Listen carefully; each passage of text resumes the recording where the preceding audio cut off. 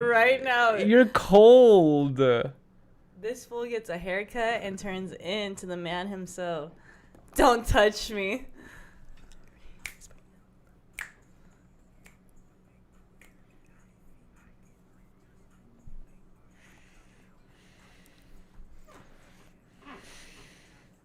No, don't touch me.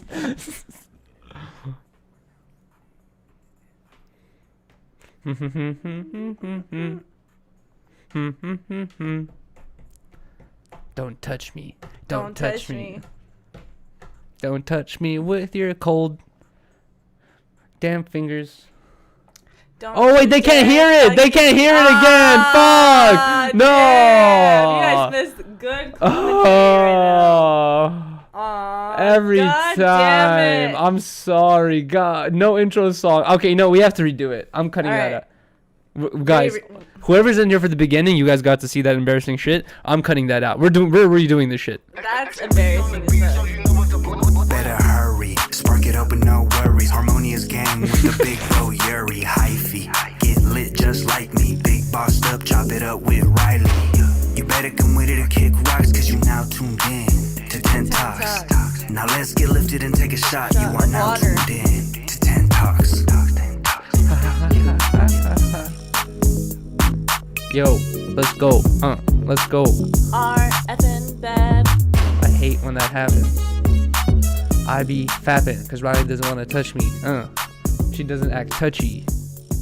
She acts like I'm ugly. This is where the drama starts. Really? Just fucking kidding. Okay. Or just kidding. Sorry. Wow, you've Sorry. ruined YouTube. it already. Thanks. YouTube, please forgive us. We're gonna be broke. Look at because our of you. comfy chairs. Yes, but it's already doing a lot of inconveniences where you keep moving the chair back and forth, dude. I'm not gonna do that. Relax. I'm gonna take your arms off. Sorry, I have anxiety. Boom, boom. Put it down or something. Actually, no, it's still gonna do something. They're removable. I know they're removable. I told you that. I know. 4K That's why I got quality. this. Let's go. Okay, guys. I apologize for the mess up in the beginning. You guys couldn't hear the intro for the first try, but we got second try. But either way, boom. Welcome back to episode 65 of 10 Talks. of 10 Talks. But yeah, boom. There you go. What was a year? How many weeks is a year? 52? We're on 65. I know. Jeez, but we've missed a couple Louise. weeks here and there. That's true, actually. That we You have know? we have missed a couple weeks here and there, but still, just with those numbers included, that's already like a year. With a couple crazy streams dabbled in between. That's true. Whenever we do miss a stream, we always make it up somehow, doing something Exactly. else. Exactly. People keep asking what we're gonna do for 20K and if we hit 20K soon. So what do you think we should do? For A road trip? a road trip? Just something you want to do? That'd be fun. Yeah, but we don't have the financial capabilities of doing a road trip stream. For a weekend trip. It could be to a place nearby. I guess we could do that maybe, but I was thinking like $1 a minute stream. But I thought you were gonna do that this weekend anyway. Oh, that's true. But you might hit 20K this weekend too. I don't know. We might hit 20K. I don't know. Yeah, well, please, God. Lord. But dude, I might hit 17K on IG today. I know. I was hoping for it. I was kind of When like, it's yes, up, I'm so then it's close. up. But I don't know. Like, I don't want to promise anything for 20K yet because when we promised this shit for 15K, we thought it was gonna be like A long time. long time, and it came really fast. And the next thing you know, we did the 3-day stream, and we are like, fuck. Yeah, because we did the 24-hour stream. When did we do that? I don't the remember. summertime, right? Don't ask me about months. I don't keep up with that shit. I know, but it was in this house, so we haven't even been in this house for a year. Yeah, we've been here for like 6 months. So that was at 10K. Yeah, and the fact that happened so fast. Oh, we did weren't 24 hours for expecting 10K? Yeah. Oh, remember? yes. That was at this And house. we were You're like, right. For 15K, we're gonna do 17. Ah, yes, I do. Because we're like, that's gonna happen in a long ass time. I do remember that. Yeah, because it was just like kind of like slowly growing, not at that pace where we expected it to be that fast. But yeah, I don't know. I think that, like I said last time after we ended the 72-hour stream, I feel like the next promise we should make and keep is the 50K subscribers. Because 50K. Because just how we felt about 15K is how we feel about 50K. You know what I mean? It's like, it's possible, yes.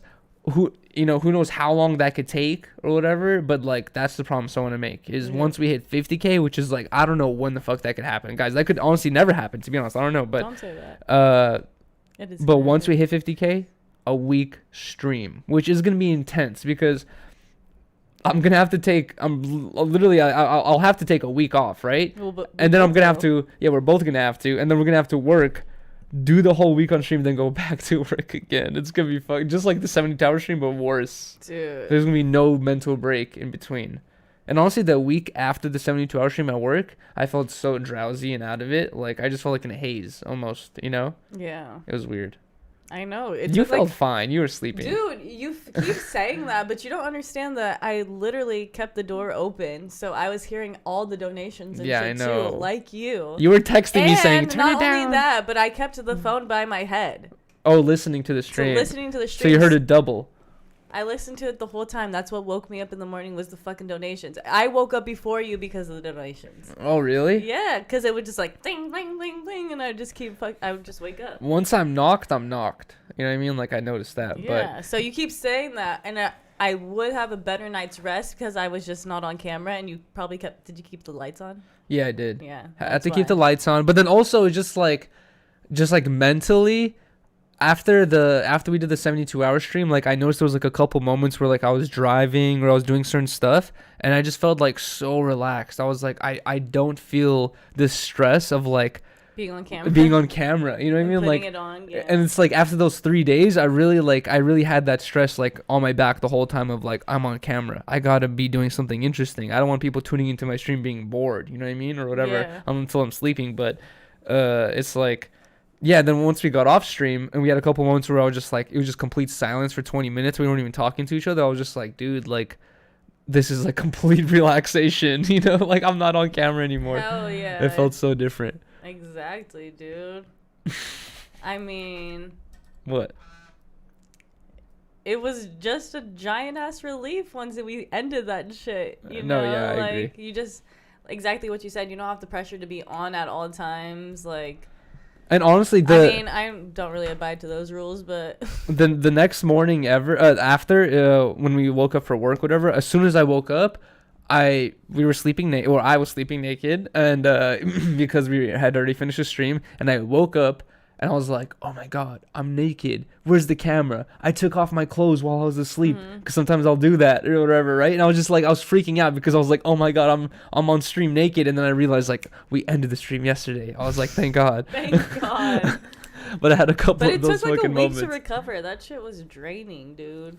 What? Oh yeah, I know, for real. From the stream. It really did. Wait, I want to address something real quick is my glasses. A lot of people do not like my glasses right now, Riley included. And... Not like that. Well, you said it makes me look weird. No, I didn't. Not weird. I never said it made you look weird. You said it brings back bad memories. No, I was just fucking around because these are the glasses that he shot his infamous music video Dab in. No Dance. Yeah, and I just was like, this is bringing back Dab No Where Dance I was like, and she giving me head. And I was just fucking around with him. I got no bread. She giving me head. I was just like, damn, this is a different ass type of earring. I don't like these glasses because like I can. When I'm trying to look straight through them, I could see the top and bottom frames, which is why I fucking chose to get Ray-Bans as prescription glasses because I don't like seeing the frames. And then also plays a factor into why I bought those Cartiers because the things were so wide that I was like, perfect. I'm not going to see the frames at all. That's why I got those Cartiers to make it into the thing. But you're saying it's not going to look nice. Okay, but after you saw the Andy Warhol documentary, I don't care. You said you liked them still. Yeah. You said you thought they were cool. Yeah. But I thought they looked like they give me Elton John vibes. Like I love them. They're not sparkly. As sunglasses, they look dope and they look good on you as sunglasses. Mm-hmm. But as glasses, we don't know yet though. I just feel like it's like weird pedo vibes. Because they usually always have overly large glasses. Oh wow, thanks, jeez. That's what it gives me. But maybe they'll look cute.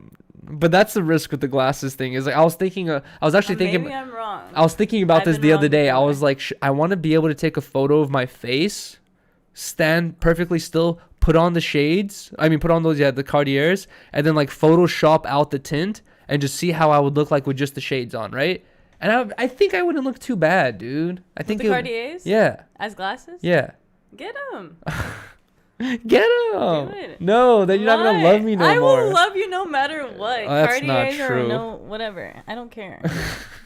I don't care what kind of glasses you have. I'm just telling you what I would do. Okay. I wouldn't want glasses that big. I love your shape. The shape that you have, I would get personally for myself. I think that shape's really cute. And I think I was like I hate to be on my house phone shit here, but I've always loved that look. When I made those Ray-Bans into prescription, no one was doing it, bro. Like, I forgot what glasses were popular, but like no one was fucking rocking the Ray-Bans prescription glasses when I did it like 6 years ago. I did it, and then like I had a couple people telling me like, "Oh, it looks funny, it looks weird, whatever." I didn't care. And then what's going on now? That's what's popular now. Everyone wants the clear, big frames that are prescription. Everyone's doing that now, and I'm like, bro, I've been on this shit. Now I feel like I should switch my shit because I don't want to be on what everyone else is on. Well, that's why we should go to the glasses store and try to pick. Oh yeah, so the point I was getting to and if is, you don't find anything, then you could just do the Cartiers. Yeah, that's super expensive though. But anyways, I'm wearing these temporary glasses because I broke my Ray-Bans. I don't know how, but I broke my other glasses, and I really fucking need glasses. I was telling Riley this the other day, but I tried to spend like an hour or two cleaning the house with no glasses on. I was like, fuck it, like my Ray-Bans are broken. I'm just gonna do no glasses. And dude, like, I couldn't see shit. Like, I would have to walk up to stuff and like look at it like this, and like, oh, be like, oh, that's this, that's like, it was making the cleaning process so much slower that I was like kind of like honestly thinking in my head, I'm like, bro, if I go get another eye check right now, like, are they gonna say I'm legally blind or something like that? Like, cause at this point I'm like, bro, I can't see nothing no more. Like, when I got out of high school and I first needed glasses, I told you it was like whatever. I was able to see with or without the glasses, maybe a little bit better with the glasses. Yeah. Now it's like, it's such a huge difference where it's like now I feel like, bro, like without these glasses, I'm kind of fucked. I would not want to drive. That's for sure. Because I can't be able to read anything. I couldn't read. No, that's the main reason why I got glasses back in the day, is because I was like 18 driving around, and during the day it was perfectly fine. At night, I wouldn't see street signs until I fucking like was driving under them, and it was so unhelpful. You know what I mean? Like, I'd be passing like streets and shit, and I was just like, bro, like I need glasses. Like I need to see like fucking street signs. And then now it's like even during the day I wouldn't be able to read street signs without my glasses. Damn. I have like close vision. I don't have far vision. You know what I mean? Like, I can't see far. That's how my sister is too. But I was gonna say, like, yeah, same here. Like, I fucking used to have perfect vision. I could ace that fucking optometry test. Yeah, like 20/20 vision. Yeah, perfectly. Mm-hmm. And now the fact that I can't even see the chat from like not that far of a distance is like super scary to me. I think you have the opposite, dude. I have nearsight. I'm bad nearsighted. Yeah, you're bad nearsighted, which is like kind of fucked. I know. That's the stuff that scares me. I know. But dude, it's just the shit. No, I think I don't know. Maybe it is a far-sighted thing because it is further to me, and then when it's near me, oh yeah, I'm you're cool. Right. But what was I gonna say? It's just about it sucks, but I think it's a part of getting older. I know. It's like your fucking body parts are just not working so well. You know what I mean? Like, and I used to always want glasses. Like, I used to always want to like fuck up my chest and like really? get glasses because I don't know. I just always wanted them. The main reason I don't mind glasses because, like I said, I don't care about my appearance and all that stuff, and I don't care like what people think about me. The main reason why I don't want to need glasses like legally is because to depend on them. Number one, yeah, it's kind of annoying, but the main reason, I know this is kind of like a rare circumstance in which to be worried about. It's kind of like almost unnecessary to be worried about something like this. But if you ever get in a car crash and on your license it says that you're a person who needs glasses, if you ever get in a car crash and you don't have your glasses with you, guess what? It's immediately your fault because you didn't have your glasses with you. So you kind of fucked up. And in reality, I was thinking about it not too long ago. I was like, if you're at that point where it legally says that you need to have glasses to drive, you probably just naturally want to have your glasses with you all the time because it just feels better to see. You know what I mean? Yeah. Like, it sucks to see blurriness. It's so whack. It's annoying. It's more frustrating to me. You know what I mean? Like, I really can't see shit. Earlier today, I went to go skate for a little bit, and like I couldn't see. Usually when I would skate back in the day, I would be able to see pebbles like ahead of time. You know, I would see like pebbles and like kind of avoid them or whatever. And now I was skating without my glasses because I don't have my Ray-Bans, and I don't want to skate with these glasses on. dude, I couldn't see any pebbles, and I was kind of just like winging it, like hoping I don't run into any pebbles, but I ran into so many pebbles. I kept getting stuck on shit, and it's like usually I can avoid all this stuff because I could see it, and now I'm just like kind of like cruising, like hoping I don't hit nothing. I'm just like, fuck, dude, this is terrible. Yeah, that fucking sucks. Honestly, like, dude, I have extreme sympathy for my homie, fucking Alan, dude. He, like, ever since I've known him, since he was like 14, he's had like half an inch thick glasses type shit. And like I remember when I like first met him, like he was like telling me like, bro, like without my glasses I can't see at all. And I was like, no way. And I'm like, I think a long time ago I put his glasses on, and it like made my vision so blurry. And he was explaining to me, he's like, bro, he's like, I literally like from this distance, like he's like, I can't even recognize you without my glasses. And he's like, I've been like this since I was a kid. And I was like, bro, like that's insane to be born with that blurry of vision that you just can't see shit. You know what I mean? But you know what's even crazier is I forgot where we were watching this, but we were watching some shit about mushrooms not too long ago, and how mushrooms can regrow, what are they called, like neural connections in your brain. And basically that type of like neural connections is the stuff that like every time you learn something or you do something, it's a neural connection. Like you learn how to kickflip, that's a new neural connection. Like every time you learn something, that's a new connection or whatever, right? And basically we were watching something where they had examples of people who had extremely poor hearing, and then they would take psychedelics of some sort, and then their hearing would fucking drastically increase during the trip. And then after the trip was done, they would have like kind of like better hearing, not like extremely better, but they would have some better hearing afterwards. And same thing for vision. Like there was like some dude saying that he had like extremely blurry vision. He took some psychedelics, and apparently like it regrew his like, you know, optical fucking nerve endings, whatever the fuck it is. But he said that his vision fucking increased. Like during the trip, he said it was incredible. Like he could just see everything. After the trip, he was like, it went back to, you know, not being so good, but it was better than when he started off. And he was like, oh wow, like my vision is increasing. You know, it's getting better. Isn't that crazy? Yeah, I do believe in that plant, though. I do believe it's magical in some type of way. But it's insane how, like, just, like, in our brains, like, these little connections get a little faded out, and that's it. All operations are interrupted. No more normal living. You know what I mean? Your normal life that you got used to, it's no longer because of these little connections. You know what I mean? Like, and it's kind of crazy. Like, at some point, I feel like humans are going to be able to, like, dude, Riley and I were watching. I was trying to show it to you. I don't think you were paying attention too much, but we were watching an episode of Futurama where actually we didn't finish watching the episode, but Fry and Leela, they go to a gas station, remember? And Fry gets an egg sandwich from the gas station bathroom. He eats the egg sandwich, and the sandwich had worms in it. Yeah. And this is like in the future, right? And these worms apparently like they're like parasites where they want to live off a host, but they want the host to survive as good as possible, and they want the host to reproduce so they can reproduce and shit, right? So these worms would repair your body if you got injured. They would actually like massage your muscles so you got stronger. They would exercise your brain so you got smarter. And basically at the end of the episode, Fry eats those worms, and at the end of the episode, he's all buff and smart and all this shit, and he makes Leela fall in love with him, right? And then he gets to this point where he's like Leela loves me finally, but I don't think she loves the real me. I think she just loves these worms. So he takes some medicine to get rid of the worms, and then she doesn't love him anymore. It's super fucked up, but I was thinking, like, I bet you there's gonna be something in the future where, like, you just eat some bacteria, and this bacteria just fucking heals you from the inside out. You know what I mean? Like, it makes sure that your connections stay healthy or whatnot. Or maybe just healthy eating and fucking exercising could do that as well. I don't know. Yeah, I think so, too. I don't know, but after listening to that Joe Rogan podcast, it was just crazy to hear. I know. All his proof that he had. Yeah, exactly. His personal experiences, like, the things that he was going through, and then after, like... I forgot what interview we were watching, but Riley's talking about the interview with Joe Rogan and the mushroom guy. Yeah, he was like, he was wearing like a mushroom hat and shit. And dude, yeah, he said that he had a stutter. He said he had a stutter. He said he had like I was trying to remember what he had. Yeah, he said he had like an incredible stutter that like where he said it was like fucking up his whole life. Like he couldn't talk to no one. And then he randomly, he said he literally knew little to nothing about drugs or psychedelics, and one of his friends just recommends that he takes mushrooms, and this dude being like, you know, oblivious and kind of like arrogant to everything, he just buys some mushrooms not knowing anything about it, eats a whole, he said he ate like what, like 3 or 4 eighths. Yeah, he said he like ate like an ounce. Yeah, something like that. And he basically went on the craziest trip of his life, like climbed up a tree or something like that. But he said that afterwards his stutter was completely cured.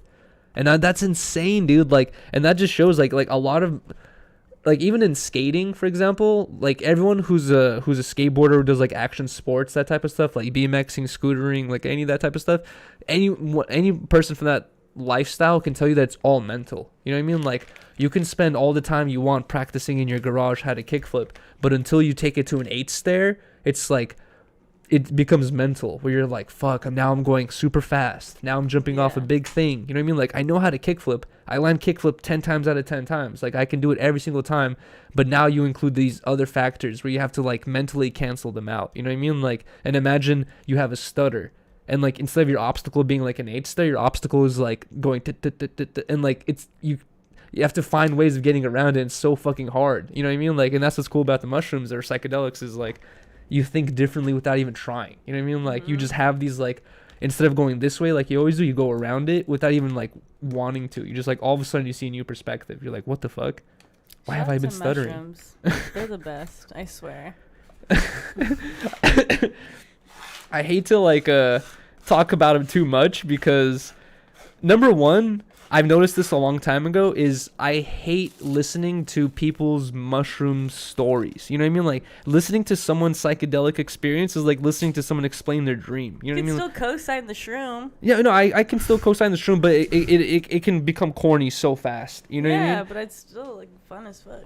I'm just saying, they are fun. Yeah. When you're gonna do it, it's gonna be a good time. You know what sucks, though, is, like, right now when I'm sober, I know that listening to psychedelic trips is boring. It's like the worst story you could listen to. I like it. Because it's like, whenever I've had to listen to anyone say, like, bro, I just took mushrooms and I saw this and I saw that, I'm like, okay, you're explaining to me a fantasy that I don't know what the fuck you're talking about. It's, you know, good job. I disagree. You know what I mean? Like, I don't think it's cool. Like, I think that documentary we watched on Netflix that was talking about everybody's mushroom shake. I didn't like it. I thought it was entertaining. Really? Yeah. I didn't like it. I was just like, bro, like, okay, like, we get your perception on this. You know what I mean? Like, it gets boring. That's why I don't like talking about it, because I feel like it's boring to talk about. Like, here's what I saw this time. It's like, imagine I told you every morning what my dream was. I can't even explain what I see. I just say that it's fun because I think it's fun. I can't explain it what I see, or, like, I hate when people ask me, like, yeah, like, what do you see or what's it like? Like, I can't explain it. It's more like a feeling,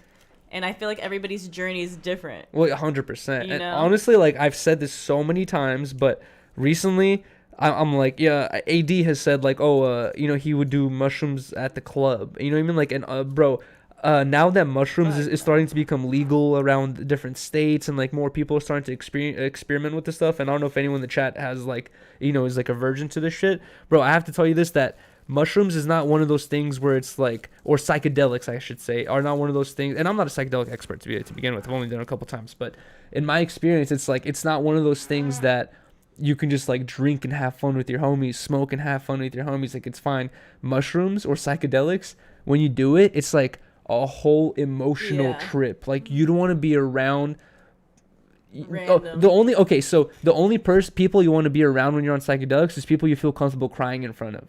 You know what I mean? Like, if this is your type of friend that you could just, like, fucking ball out and just start crying on their shoulder, that's the person you should do mushrooms with. You know what I mean? Yeah. Like, you shouldn't do mushrooms around a bunch of random people, because guess what? You're about to start thinking about, like, every mistake you've done in your life, everything you did right in your life, your past, you know, like, friendships, loves, future shit. Like, you just start thinking about all this fucking random shit. Then next thing you know, you're like, what am I doing here? There's all this loud music and too many people looking at me. You know what I mean? Like, I'm out of here. Dude, exactly. You gotta be in a super comfortable environment. That's why every time we've done it, we've been inside. Yeah, and also I have to say that, like, I feel like to the outside, I feel like for some people they want to do stuff like that, and they think it's like a party. They think, like, oh, I'm gonna have fun doing this, you know? But no, it's like, it's kind of like, I've never gone to therapy, but I would compare it to, like, going to therapy. You know what I mean? Just like imagine you're sitting down and you're gonna talk about and think about your deepest emotions for like about 5 hours. That's what it is. Yeah. If you're not ready to do that, you should probably not do it. You know. Mm-hmm. Sorry. Let me text this person back really quick. Did you have anything to say or anything like that, or topics? Yeah. Let me 1 second. Just take it over for 1 second while I'm texting this person. Really, dude?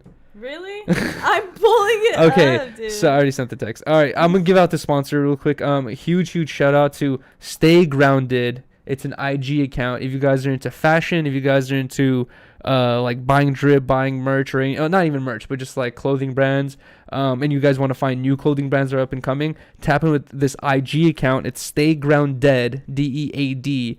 And basically they post all types of new up and coming brands. If you guys want to tap in with a bunch of different brands, follow them. But also if you guys have a brand of your own and you guys want like new eyes on your shit or whatever, tap in with them and they'll post your stuff on their story. I've had a lot of people actually DM me saying that they got in contact with Stay Grounded and they got their stuff posted. So tap in with them. They'll post this thing on their story saying like copper drop, and they'll ask their audience if they fuck with your stuff or not. So if you guys have like some really fire shit but you don't have the audience to get a reaction to it yet, they're a good IG account to tap in with, because you can like level up your platform or buy some new stuff or whatever. I just want to give a huge shout out to Stay Grounded. Even if you guys are not into any of that stuff, just please drop them a follow, drop them a like, drop them a comment saying something for sponsoring us for all this time. Thank you so much, Stay Grounded. Anyways, what'd you have on your topic list? I was gonna say that I was watching Drama Alert, and I had seen that this Twitch streamer Narkisa, I don't know what that is. right? I guess she's like this streamer on Twitch or whatever. She like made this tweet that went kind of viral saying that she was like gonna kill herself and shoot up Twitch headquarters. Oh yes. And she got banned from Twitch, but she only got banned for 30 days. And I know that a lot of Twitch streamers have been like getting banned permanently for like a lot less crazier kind of things. Like to me, that's kind of a serious threat.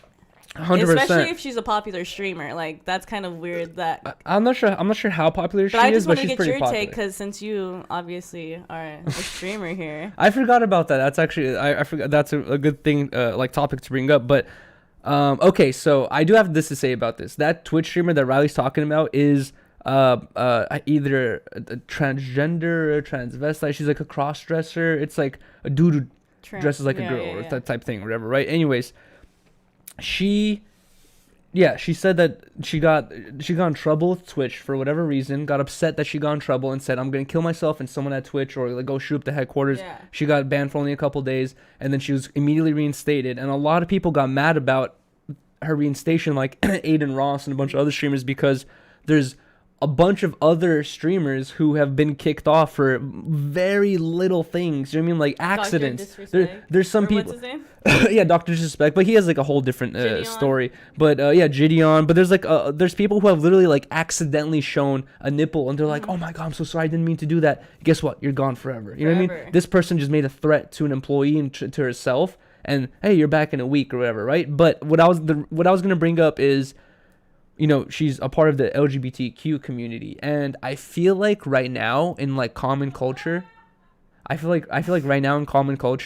like, for example, okay, just to break off from this real quick, just to give you guys like a little metaphor, a dude who's comfortable with making gay jokes is probably not gay, right? A dude who's just like, oh no, oh my god, a gay joke, like, oh, don't bring that around me, I can't be seen as gay, like, you're probably gay. You know what I mean? Like, if you're so concerned about the thought of being gay, it's like, you're probably gay, bro. Yeah. But like, if you're a person who can joke about shit, you obviously don't care. You know what I mean? Like, if you can joke about your own sexuality, it's like you're confident in your own sexuality enough to know that, like, you can call me gay or whatever you want. I know that I'm not that way. You know what I mean? Like, I know what my interests are. It's like you can be confident in yourself.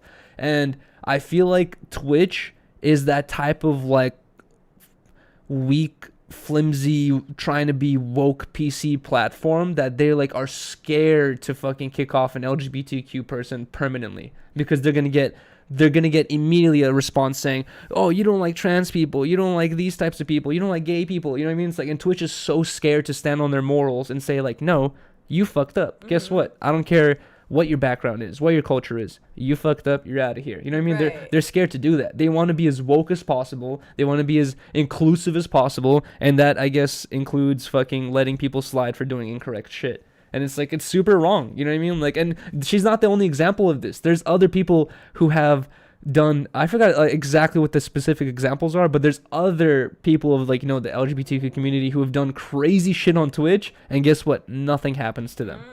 Every single time. There was even actually a person who was like a part of the LGBTQ community who was a Twitch staff member who was exposed for being biased and exposed for doing shady shit, and nothing happens to them.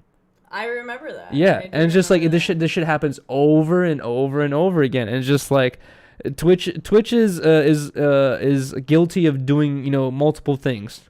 Two of them is for sure trying to be too woke and trying to be too PC to a point where they're not even enforcing their own fucking TOS. And then number two is they're fucking simps, bro. Like it's been exposed so many times that the Twitch staff members will literally like let the girl, like, you know, the girl with fucking big boobs like showing off her crop top or whatever on stream, they let them slide with anything. You know what I mean? They could do whatever they want. And it's been exposed multiple times that those girls are having relationships with these Twitch staff members. So it's like Twitch is like the biggest simp platform. It's literally like, I hate to use this word because I don't want to sound condescending, but it's literally like give a nerd who has no social experience or no experience with women a bunch of money in a platform. That's what Twitch is. You know what I mean? Okay. That's why I don't really fuck with it. It's kind of whack.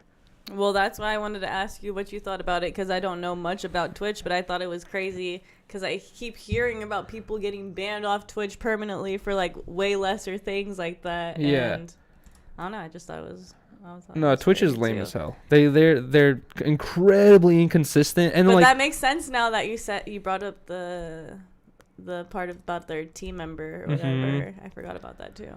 But dude, like Twitch is constantly YouTube is constantly called out for similar things as well, where they're like they don't enforce their TOS evenly or, you know, equally upon all their YouTube, you know, YouTubers or whatever, but Twitch is like especially called out for this shit, and they don't care. They don't respond saying anything. They like every company gives the same response. We try our best to enforce that there's no sexual harassment going on in our building. We try our best to enforce that all, you know, like they just say the same basic shit. That's what's also scary about once a company gets too corporate, is like you just get no genuine fucking answers from anyone, because guess what? When you're a company that big, no one wants to take all the rep. Nope. Everyone wants to be like, well, we told that department to do it, and that department didn't do it, and, you know, our CEO didn't say anything. It's like, then, like, no one wants to take the blame. You know what I mean? So, like, at that point, you're never going to get a straight answer of, like, oh, we told her, we didn't kick her off because we're scared of getting canceled, basically, you know? Yeah. You're never going to hear that. No, hell no. I don't know. Fuck Twitch. But I do have Twitch tattooed on my lip, though. Fuck Twitch, as you're saying it. Bro, this is what's bad about this fucking tattoo. Fucking Josh and Doug made me get this Twitch tattoo on the inside of my lip, and literally it was in the same context. I was talking hella shit about Twitch, and they're like, I'll pay you $200 to get Twitch tattooed. I was like, fuck it. Let's do it. I'm broke, whatever. I'm not a millionaire Twitch streamer. God. But yeah, I don't know. Terrible platform. Every platform is fucking weird, dude. It's like, I don't know. There's been so many creators that are, even Mr. Beast, during his Joe Rogan interview, Joe Rogan asked him, like, hey, there's so many content creators that complain about how stupid YouTube is sometimes.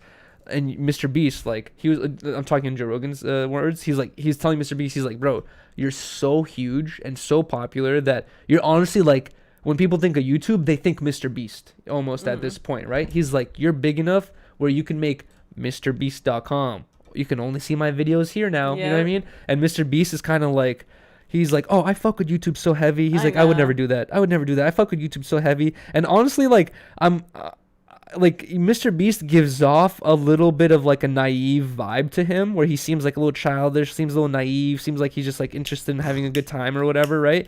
But I'm wondering if Mr. Beast is really being naive here, and he's thinking like like he's thinking like I'm blessed, like this platform made me a millionaire. He doesn't think that he's getting fucked over. Like they're sucking money out of him, and he could be much richer than he is. Like he's not taking advantage of exactly his his influence like as much as possible. Like they're taking advantage of it, and they're kind of just paying him fucking pennies or whatever it is. But I feel like once you make that switch to just like a strict like thing that you have to buy, like how Joe Rogan moved to Spotify, and now no one wants to do it. No, yeah, like your fans are on YouTube, so if you really do care about what you're doing, you're gonna stay where your fans can all access it for free, because you care about your fans who can't purchase the shit they're trying to offer you your big ass contract for.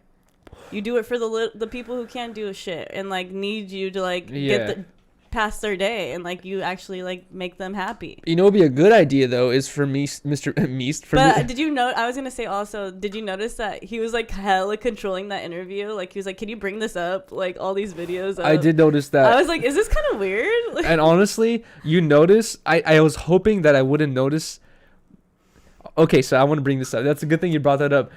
Jamie in the Joe Rogan podcast, he's a good vibe check. You know what I mean? Yeah. Anytime, I've seen so many Joe Rogan interviews. Anytime you get a guest anytime Joe Rogan gets a guest, if the guest brings up all these references, doesn't ask Jamie for a single thing, right?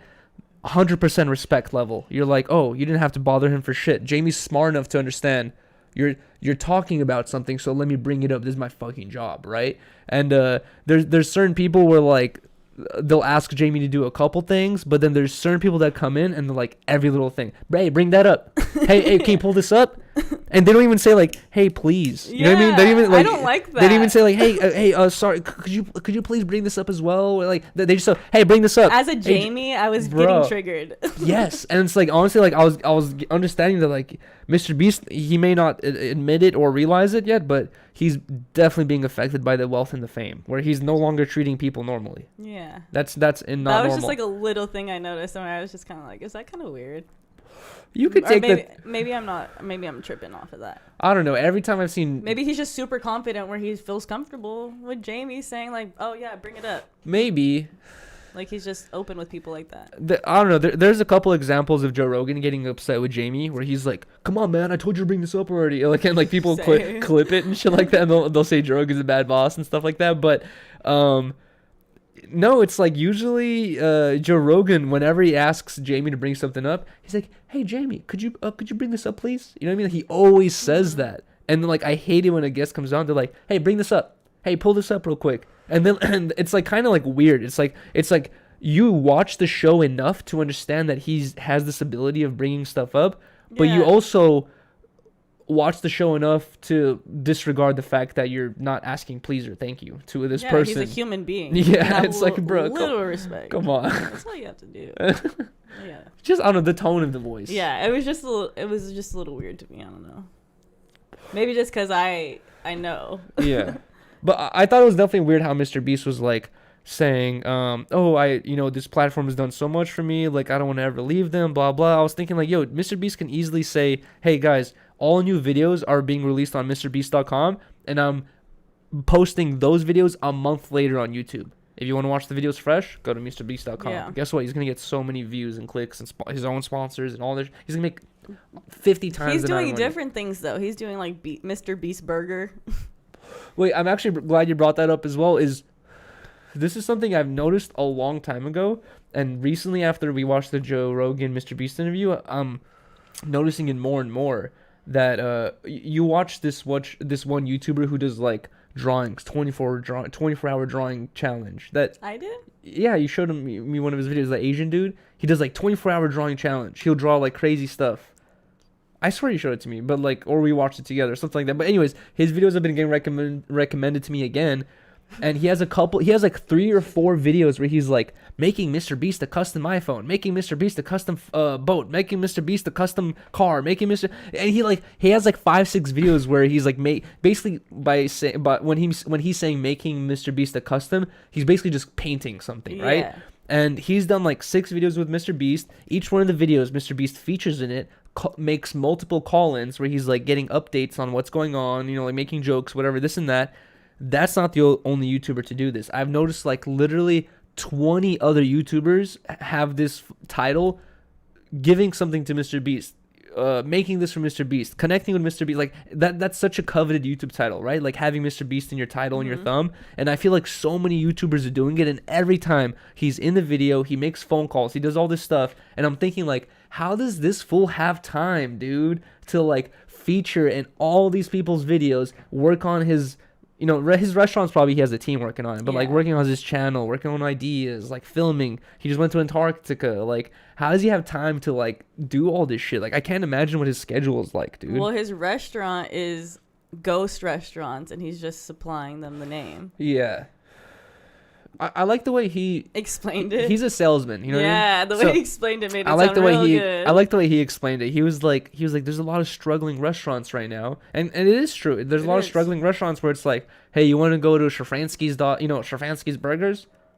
No, you're like, I'd rather go to McDonald's. You're like, guess what? Shafransky's Burgers is now selling Mr. Beast Burgers. It doesn't even say Shafransky's Burgers. It just says fucking. Mr. Beast Burger, and like you're ordering from there, you're supporting this mom and pop restaurant, you're getting a Mr. Beast Burger, and you know, he gets paid, everyone gets paid, and the customer's happy. It's like, I feel like, yeah, at the end of the day, it is kind of like a smart thing. Yeah. The only thing that worries me is like, I think that's creating a loophole for quality of the food and how it's being cooked. Is there someone going to Shafransky's looking at his setup? Health checks, yeah, you know? I hope so. Like, yeah, that's the thing. Mr. Beast, is there a health rating? The Mr. Beast Burger, is there a health rating? I don't know. If Mr. Beast Burger does have a health rating, I bet you they have an A. But they use ghost kitchens. How do we know the health rating of these ghost kitchens? You know what I mean? Like, what if they have like a 2-star or whatever it is, a D or C? Exactly. We don't. I don't know. That's where it gets a little tricky. Yeah, a little bit funky. I don't know. It gets strange, but. I don't know. After that interview, I definitely felt like Mr. Beast ain't as humble as I expected. Just with that Jamie incident. I know.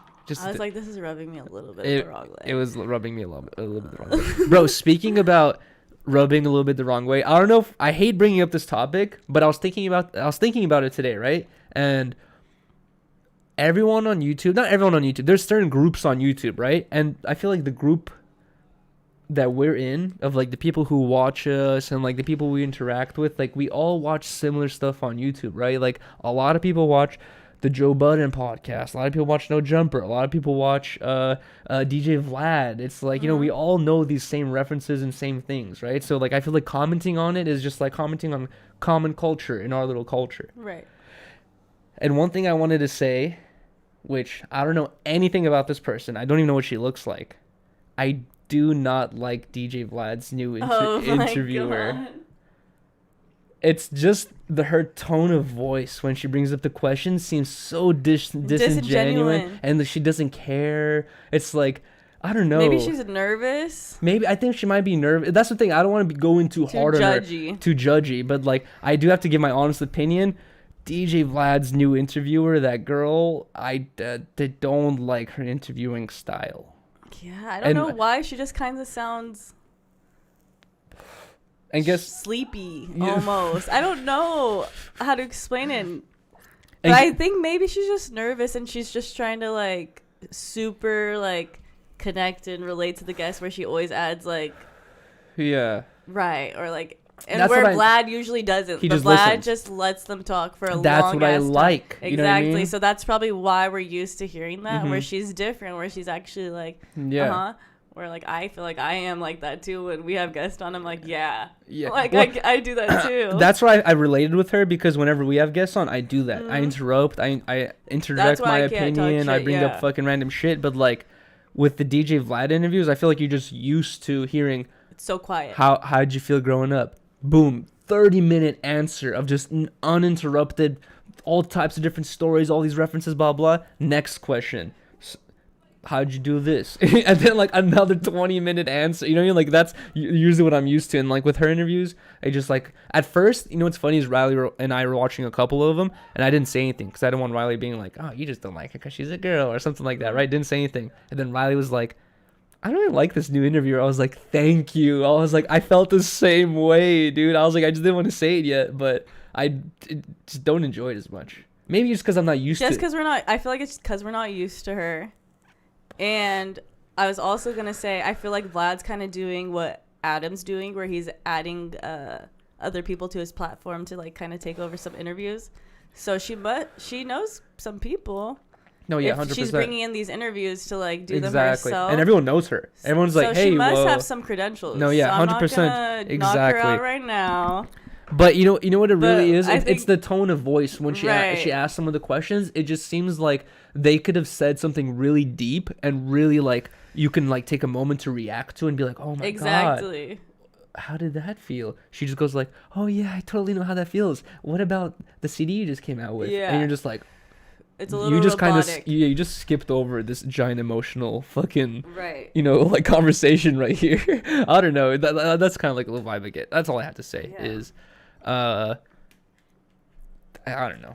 I'm not gonna stop watching. I'm gonna continue watching. Yeah, I'm gonna keep watching. Yeah. Hers especially critiquing. No, I'm kidding. But evolution. I just want to say that, dude. You know what's crazy is I've talked about this before. I follow a bunch of local news of random shit, and dude, the past month or two specifically, I've been getting so many videos recommended from Sacramento, California. Wow, dude. Like, I've heard from my coworker Trevor, shout out to VBC. He's told me many times of how dangerous and how active Sac is, and he's usually very comedic and playful with like how he brings it up. And like, dude, I'm looking at the local news like daily, and I'm like, bro, every day is like some crazy shit that goes unsolved. And then just today, I think it happened, or yesterday night, or it was just like literally just happened not too long ago. I think just today. There was apparently like a mass shooting. And when you first see the title, mass shooting, you're thinking like one person does like some crazy, shooting up a school type thing or whatever. No, there's very little reports or very little information about what happened. But apparently it was, from the little report we have, it's two groups of people got in an argument and shots were fired. And 6 people are dead, 20 people are injured. And there's the whole 2 blocks of neighborhood are all shot up. At the end of this. It's like, it scares me too because my brother actually lives in Sac too now with his girlfriend. And like, I was like, damn, I heard the news. I had to fucking text him like, are you all good? Because I feel like he does kind of live near downtown-ish. But that's where it happened? I could be wrong. Yeah, it did happen in downtown. So Sac? it's like, Fuck. dude, now, yeah, I don't know. It's just, it's so scary. I know a lot of people actually who live in Sacramento. That's what I'm saying is like you're from the Bay Area, so it's like you're closer to the Sac. Like when you grew up there, did you always hear stories of Sac? Like did you know it was a dangerous spot like that? No, I feel like it was always pretty chill. I feel like recently it's gotten a little crazy because I have a couple of family members who live out there. My stepdad's family, a lot of people from his side live out there. Couple people who I went to San Francisco with. She's from Sacramento. Oh, really? Yeah, I just know like a bunch of random people from Sacramento, but I've never heard like a lot of crime activity out there. Dude, that's what I'm like. I never knew this side of Sac until I got all these, met all these people from Sacramento, Trevor included.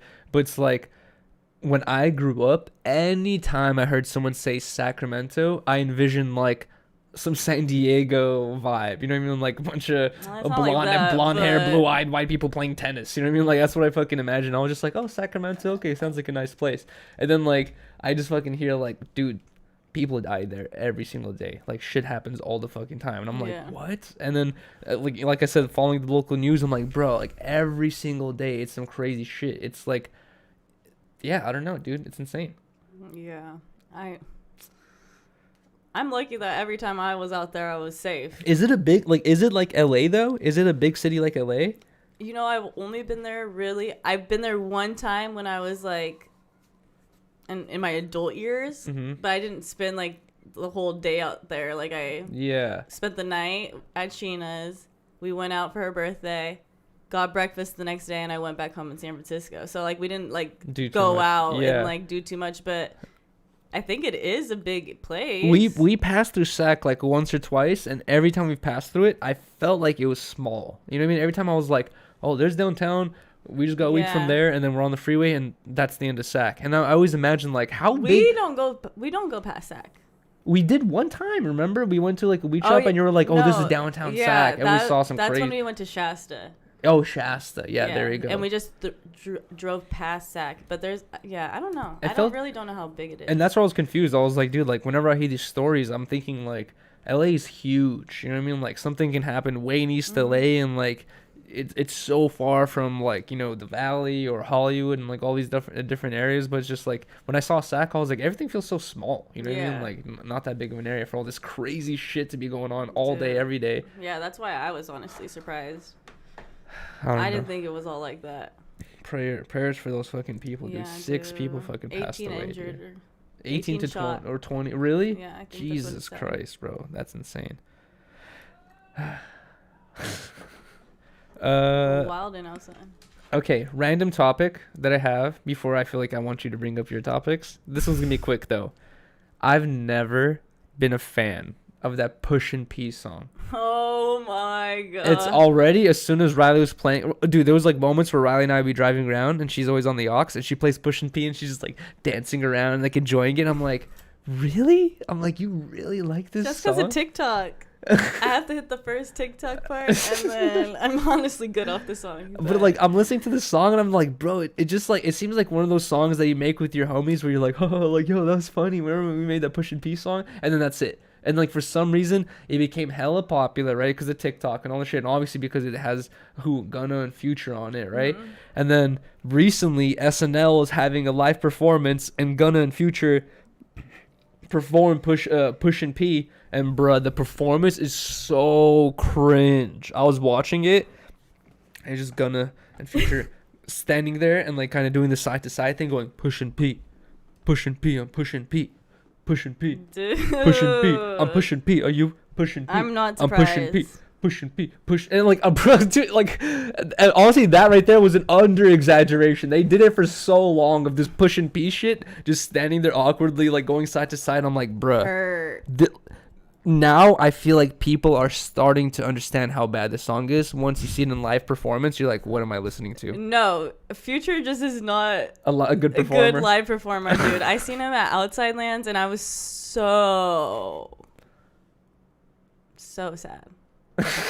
I was so excited, dude. Because you hear Future, you're like, oh, best songs in the world. And Outside Lands, everyone's there's hyped not on that him. much rap. Oh, really? And so, like, the fact that Future was coming, and we were, like, all juiced, it was going to be so fun. He was so boring. The same shit he was doing, just standing there, like, doesn't care. Yeah. He's like, I already have so much money. It doesn't really matter that I'm here. It's not even that. It's like, guess what? They're Future, what he dropped, like, some of the most, like, people who sip lean listen to fucking Future, right? He drops, like, lean anthems. He's known for sipping lean and doing, like, drowsy drugs. When you're doing drowsy drugs, you're not gonna fucking have energy to perform. You know what I mean? So I feel like it just should be. It's kind of on brand. Where it's just like you're going on stage, you're just like, pushing me. They're just like pushing me. I just thought it was super funny. I was like, bruh, it just seemed like I was like, oh, it's finally getting exposed. How kind of like not exciting this song is. But also, I'm noticing now that I have, you know, well, I've been noticing this since my whole life that I have a unique selection in music that I enjoy. Yes, you do. But Riley likes a lot of, like, you know, hi-fi Bay music. And then also Riley's been enjoying a lot of this, like, new LA rap that's been coming out where it's just, like, all this gang rap, basically, right? All these, like, super, like, gang-related dudes are just, like, it's, like, it's hi-fi music and it sounds, like, cool, but all the lyrics are just, like, my block this, my block that, my homie this, or whatever. And, like, and Riley loves this music, but, like, every time you put it in the car, I'm just, like, bro, like, I don't know, I can't relate to it. You know what I mean? Like, at least with the Future, you know, songs or whatever, like, about the lean stuff, it's just, like, about feeling lazy and all that stuff. And, like, there's all these other songs where I can just relate with. And, like, when it comes to that music, I'm just, like, it's just horny, mad, evil music. Horny, mad, evil music, really? Yeah. I can't relate to it either, but I just like the beats. I'm a beat person. You're a fucking lyric person. No, I play beats all the time. Well, I like Nujabes and all this shit, and you're just like, I need something that's gonna sounds like elevator music. I gotta go. Bro, I have so many different types of music I like, though. I like chill ass R&B, super hyphy, music. You have a different selection of music. I have a lot of different selections. My musicals that you hate. I know. I don't hate them. kidding. I love them. I'm just kidding. Dude, I was gonna. You love them now. I said that last time when we talked about this. Wait, hold on. I was gonna say something. I completely forgot what it was. I'm pushing P. It's important. This thing I was gonna bring up. Gosh darn it. Wait. Also, quick little I guess announcement is. We got new chair. Oh, Riley has a new chair. Well, like just for the podcast, we're now using our computer chairs. We're kind of comfy. We're comfy. We're dealing with a little bit less space. We're bumping into a lot of stuff and like one another more, but it's much more comfy. Riley finally has her computer chair. A lot of people have been complaining, saying that Riley has the uncomfy chair, and I get the nice, comfy computer chair. Riley finally has her own chair. Her nails match it perfectly. And we're excited, but bad news is our cat Luffy already has chewed on it and destroyed the top corner of one of the pillows. How do you feel about this? Sad. Really? Yeah, because it's not pretty anymore. Yeah, and do you feel any type of way towards Luffy? I'm annoyed with him. Yeah. Are you gonna do anything about it? I'm not gonna smack him. Pop him. Just go. No. Where's our spritzer, bro? I've been looking for our spritzer forever. It's downstairs. Where? I'll show you. There's been so many times where I look for our spritzer and I can't find it. But it's like Riley refuses to punish our cat for doing stuff like this. He destroyed an iPhone cable today. He destroyed this. If you guys, I can't show it to you guys, but this, what's it called? Like audio square, whatever. Like this like foam square right here. He chewed the fuck out of it. It has all these holes in it. It was ripped off the wall. I had to repin it. He dropped our light. He did all these things. We're gonna have a talk. He destroyed a whole studio, and I was like, we're gonna have a talk. I was like, Luffy, what the fuck? And Riley's just like, leave him alone. He's fine. He's an angel. He doesn't do anything bad. And I'm like, what the fuck? Our whole studio. He destroyed an iPhone cable. Our lights on the floor. Your chair's been bitten. It has holes in it. No, it's going on timeout. We just got this chair, and he already chewed it. He's in trouble. No, he's not. He's chilling. He is. No, he's sad right now. He's sad. He is knows not. He did wrong. You think so? Yeah, I do. Well, that's why we need a spritzer. Since you don't want to pop him, take the spritzer and be like, no, I literally no, can't. Luffy. I cannot. Yes, you can. You have to. What happens when you have kids? And one day a police officer drags our kid home by the ear and they say, we just caught your kid smoking a blunt and spray painting penises on the back of the school. They're getting their butt beat, but these are little fucking 4-pound creatures that I can't just like spritz them, hit with all my might. I just can't do that. I Spritz literally them. can't as a human being. Oh my god, spritz Sorry. I just can't. Yeah, I'll spritz them. You know what we should do is the ice bath. Justice for Luffy. Wow, bro, a cat is a custer. I agree with that one. A cat is a custer. No. Until he apologizes and repays for the damages he's caused, he's a custer. Bro. Wait, should we talk about something you did today? What did I do? Oh god. Riley has a gay homie. Really? Why do you have to say that? I know. I don't know how to announce it. Okay, Riley has a makeup artist who's gay. A homie. That's a makeup artist. If I showed you guys this person's IG, don't be. I'm not. Mean. No, I'm not gonna be mean. I'm just saying that like people are gonna go say like, oh, sneaky link. Oh. I'm just saying if you guys saw this person's IG, you'd understand. Riley went. This is the fourth time. Second. Oh no, like third. No, second. Really? Yeah. One of the times he flaked or something like that, right? Or he was late, or you were late. He was unfortunately fucked up or hungover, which I understand, and I was like, totally get you. Yeah. So, anyways, this is the second time Riley got her makeup done by this dude, and ta-da! This is the makeup by what's his name? Glose, Glam by Glose. Glam by Glose. Him. He is an amazing quote unquote gay homie. He is an amazing makeup artist. You guys need to look at his Instagram pages. He does so many beautiful girls. He's fucking like amazing. Riley showed me I love him. his He's IG great. page again today, and I was going through it, and I was just like, he just has hella girls Beautiful stopping by his house, gorgeous girls, and he just spends an hour with them talking Not shit, just going, any "Oh, your girls. boyfriend said what? Oh, hell no, you could do way better, girl." Boop, boop, boop, boop, boop, boop. No, he's the shit. He is amazing. He's so sweet and so funny. That's the type of person you talk crap about your boyfriend with. No. He was saying that it's hot that you speak Russian. Oh yes, Riley. I felt a little bit uncomfortable, but Riley was like apparently telling him that I'm Russian. And he's like, oh, do you have an accent? And Riley's like, no. She's like, he just speaks Russian. He's like, oh, that's so hot. So hot. We should have him on the pod. We should. Really? Yeah. We should tell him, like, yo, spill all the cheese, man. Don't say exactly whose name, but tell me the craziest story you've heard doing girls' makeup. Oh, God. I bet you he's heard stories of, like... He's probably heard some crazy... He probably has crazy what's his name? stories himself. Glose. I bet you he's had stories where girls are like, Glose, I just left Pablo's house, and then I went to Steve's house, and then I sucked his dick, and then I went to Jeremy's house, and Jeremy totally plowed me. Oh. And then I went to The Rock's house, and The Rock cheated on his wife with me, and then now I'm here getting my makeup done for Chris Rock. For Chris Rock. Like, shout out Glose. I love you. I would love to hear stories like this. Dude, he probably has the best cheese bay. That's what I'm saying. I would love to hear some of the shit he has to say, because he's a fly on the wall for all these girls in LA who just like. He doesn't like to put his like face out there like that though. Really? Yeah. You showing me videos of him where he's just like. Because I have his only friends. Don't expose him. Only friends? Or friends only or whatever. You subscribe to his OnlyFans? Shut up. You know what I mean. Show me. Close friends. Paul Lord, close your ears. I'm kidding. Cheers.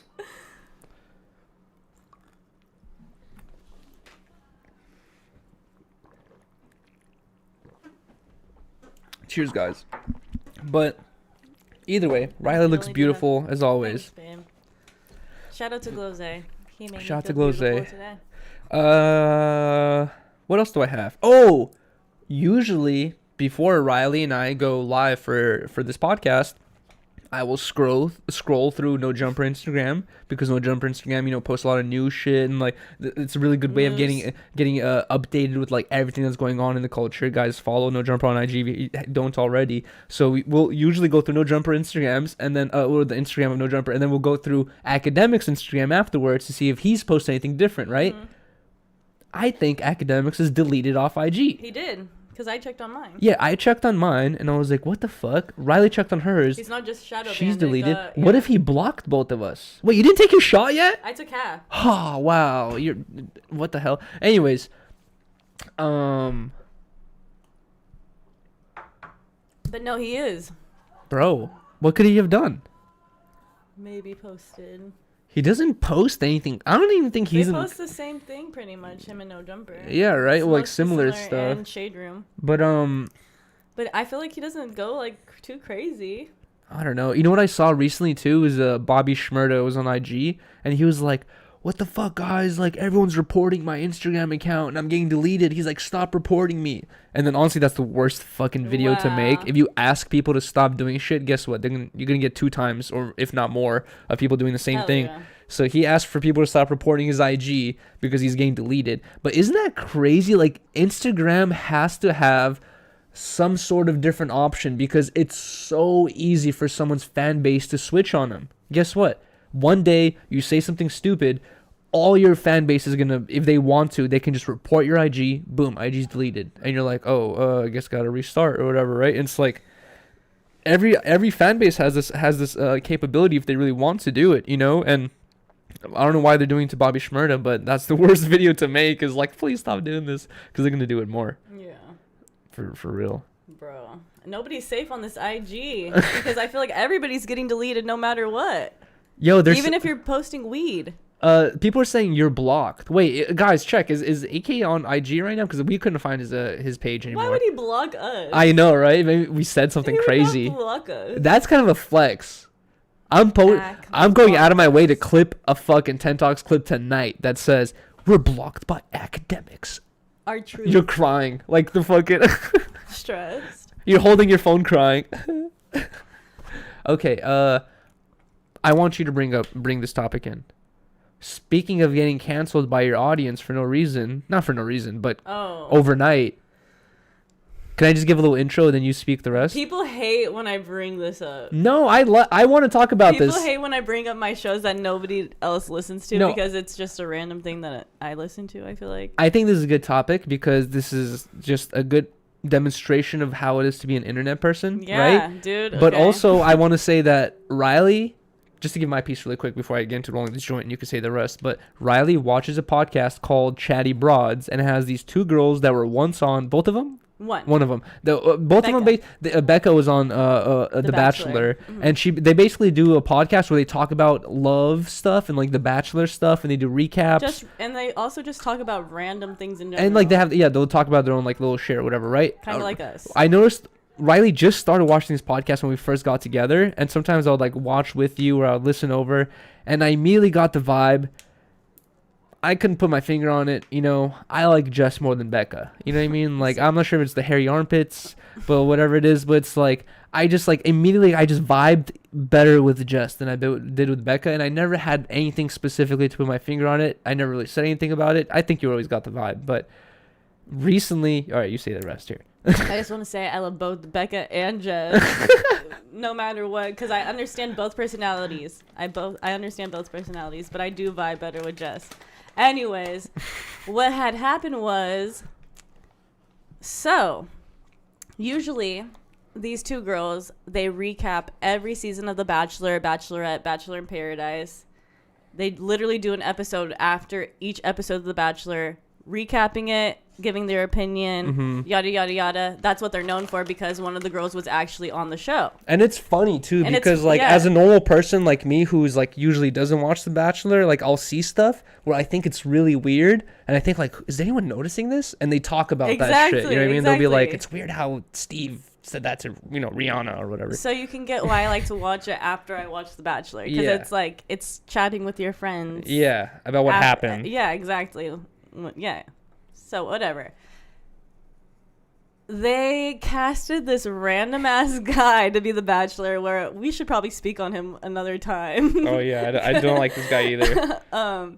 But everybody was against him, and so the Chatty Broads decided that they were not going to recap that season of The Bachelor, and all of their fans were like kind of tripping about it. But they were like, they stood by them because honestly, they're really great podcasters. Mm-hmm. Give them like Becca or not, they do have a good show. Yeah. Like they're very, very natural at talking, and I love them. And also, they're not like working with The Bachelor. Yeah, they're no, not no, like no. They're they're not like thing. signed to give you content about The Bachelor. They just like produce content about The Bachelor, gain their own audience. And then now, you know, they have expectations. So, I guess. Okay, so they decided not to do the recaps of this season, but they ended up hearing that the finale of the season was like super crazy, like the most dramatic season ever, even though they always say that. And so a couple weeks ago, before the finale happened, towards the end of one episode of their podcast, they were like, oh my God, like we've been hearing so much crazy things about the finale of The Bachelor. Like, should we do a live show about the finale? Yeah. Give our input on it. A virtual live show. Should we do that? Oh yeah, they were promising a virtual live show where you could buy tickets. Everybody could purchase like $10 tickets or whatever. What was the most expensive ticket? I think it was like $10 tickets, maybe $20 tickets. Wow, but they have a huge audience where they have thousands of people buying these tickets, you know? Yeah, exactly. So, and people are expecting, because they have done a live show before where it was actually live, and they were I think they were reading the chat and shit, because I didn't get the tickets, but yeah. I think that's what it was, because everybody was assuming it was going to be the same thing, that style, and I guess they had pre-recorded it. And it wasn't actually a virtual live show, so they weren't like actually talking to the people who were in the audience virtually. So people were paying for an unlisted like premiere link. Exactly. And so the fans flipped. They were super duper pissed off, and they did like an emergency podcast episode on their regular Tuesday scheduled episode. Oh shit! Interrupted. They're like. Well, they were going to have like this pre-recorded episode ready to go because Becca was out of town. She was gonna be in her best friend's wedding. Oh, of course. And of course, right? She's always doing something. Exactly, always doing something. And so they did like a Zoom call, like emergency meeting or whatever. And pretty much Jess, like I don't want to keep longing the story, but pretty much Jess was super duper sensitive and understanding of the people's frustrations of the topic. Because the people were basically paying to see a live show, quote unquote, but they realized that this live show was basically just a pre-recorded video that they were showing, quote unquote, live. Yeah, which is like, okay, I guess it's not live. Yeah, and as we do fucking live streams, like I could understand where that could be annoying. That's like, false advertising. Exactly. Refund like, everyone. People understand, like people want you to interact with them. That's what they're like hoping for, right? Yeah. And so Becca was like kind of not being apologetic about it. She was being apologetic, but like not in like the sensitive route Jess was taking. Like there was a portion where like they had to do an ad break, and Jess was like, dude, I feel like uncomfortable like doing this right now, but because it's doing an ad break in the middle of drama. And an apology like sounds wrong, and like Becca's like, it doesn't really matter, like, or she's like, yeah, but like this is our job, so we have to do this. Yeah. Yada yada yada. And this is where like I've had this vibe from Becca a while ago, like this kind of like privileged, like doesn't understand the value of a dollar, not even like value of a dollar, but kind of like just like this privilege, doesn't live in the same reality 99% of the fucking population lives in. She kind of lives in this like bubble of like, I've always been wealthy, I've always had the bills taken care of, I've always had these things, like I haven't had to worry about these little things that a lot of people worry about. And it's like, as soon as you were explaining the situation to me where Becca was having this like ununderstanding feeling to it, where she's like, yeah, they pay $10 to watch a pre-recorded video, what about it? You know what I mean? Like, yeah, we're gonna do an advertisement in the middle of our apology, what about it? It's like she doesn't like relate with the people because she's never been that person, you know what I mean? Like, and it shows that Jess, I don't know anything about the history of Jess, but like it shows that just the fact that Jess was sympathetic, she probably did not grow up privileged and grow up with everything handed to her, you know? She also didn't have the spotlight of The Bachelor, where Becca was a very popular player on The Bachelor. She was the first girl that had very, very short fucking hair on The Bachelor and was like super duper hot and young, and she was on like the older Bachelor show. She was 22 and The Bachelor was like in his 40s. Strange. And so like that was like their whole dynamic. Like she didn't tell her his age or tell him her age until like last minute kind of thing, and so like it blew her up. Like she got like super popping off The Bachelor. So like I don't know, maybe she just, I don't know. I feel like it's fucked up. It rubbed me the wrong way too, because it's like they were like, I do remember, because I listened to every episode, I do. And they were saying, like, we should do a live show of that. And I was like, oh, my God, it was during the 72-hour stream. And I was like, I'm going to sneak away to watch during this. And I'm glad I didn't, because I would have been pissed, too. I literally would have been pissed, because that's what I'd expect. Yeah, exactly. Like, I could interact and, like, be a part of the audience. But, okay, honestly, beyond the fact of it, of me thinking that she grew up privileged and that's the reason why she acts the way she acts, it's probably gonna fall right now, but I also want to say is like you just said, she blew up off The Bachelor, right? Started this YouTube channel with her friend, and a lot of people just fucking leaked over from The Bachelor, obviously, immediately, right? Because this is her channel or their channel. And I think like when it comes to people who don't work hard for stuff, you know what I mean? Like an audience, they just take it for granted, and they don't think like, oh yeah, fuck it. I don't think she doesn't work hard. I think she works very, very hard. I think she has a lot of different things she's doing. She does the podcast. She does her own fucking she has her own clothing line. She has the rock gym with her husband or her fiance or whatever you want to call him, or boyfriend. Instagram, like all these little things that we probably don't think are a lot to us, but like is like an influencer's job. I'm not gonna knock her. I think she is a busy person. She's a mom too. That's true, I guess. But too busy to shave I armpits. do think it rubbed me the wrong way. It did rub me the wrong way, and I was annoyed with her after listening to that podcast and like hearing her like saying like it doesn't really matter. I was like, ooh, like.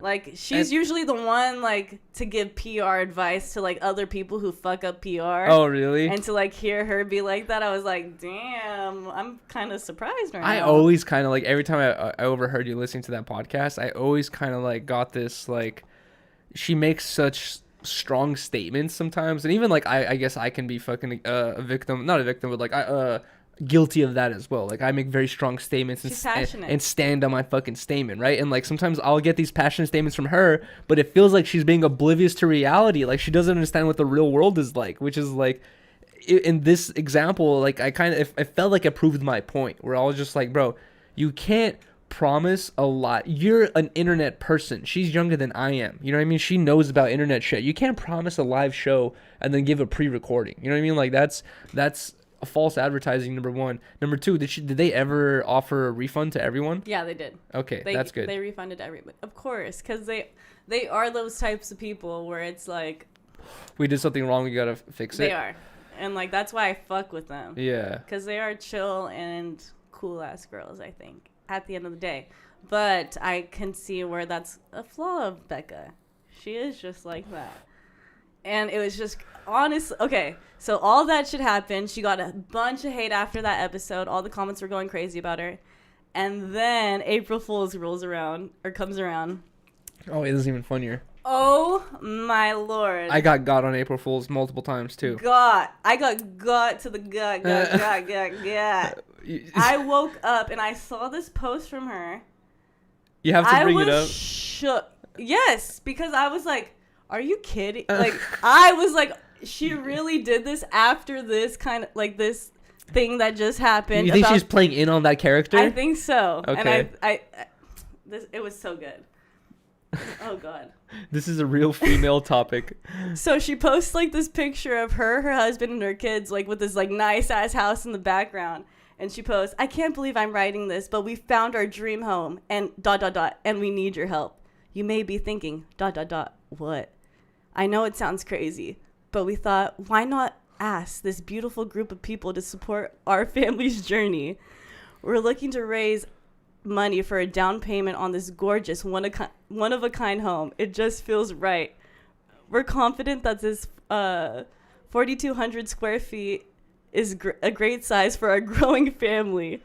We've never been one to keep up with the Jones, so this humble space feels like the perfect fit. Humble space. This is where I was like, are you serious?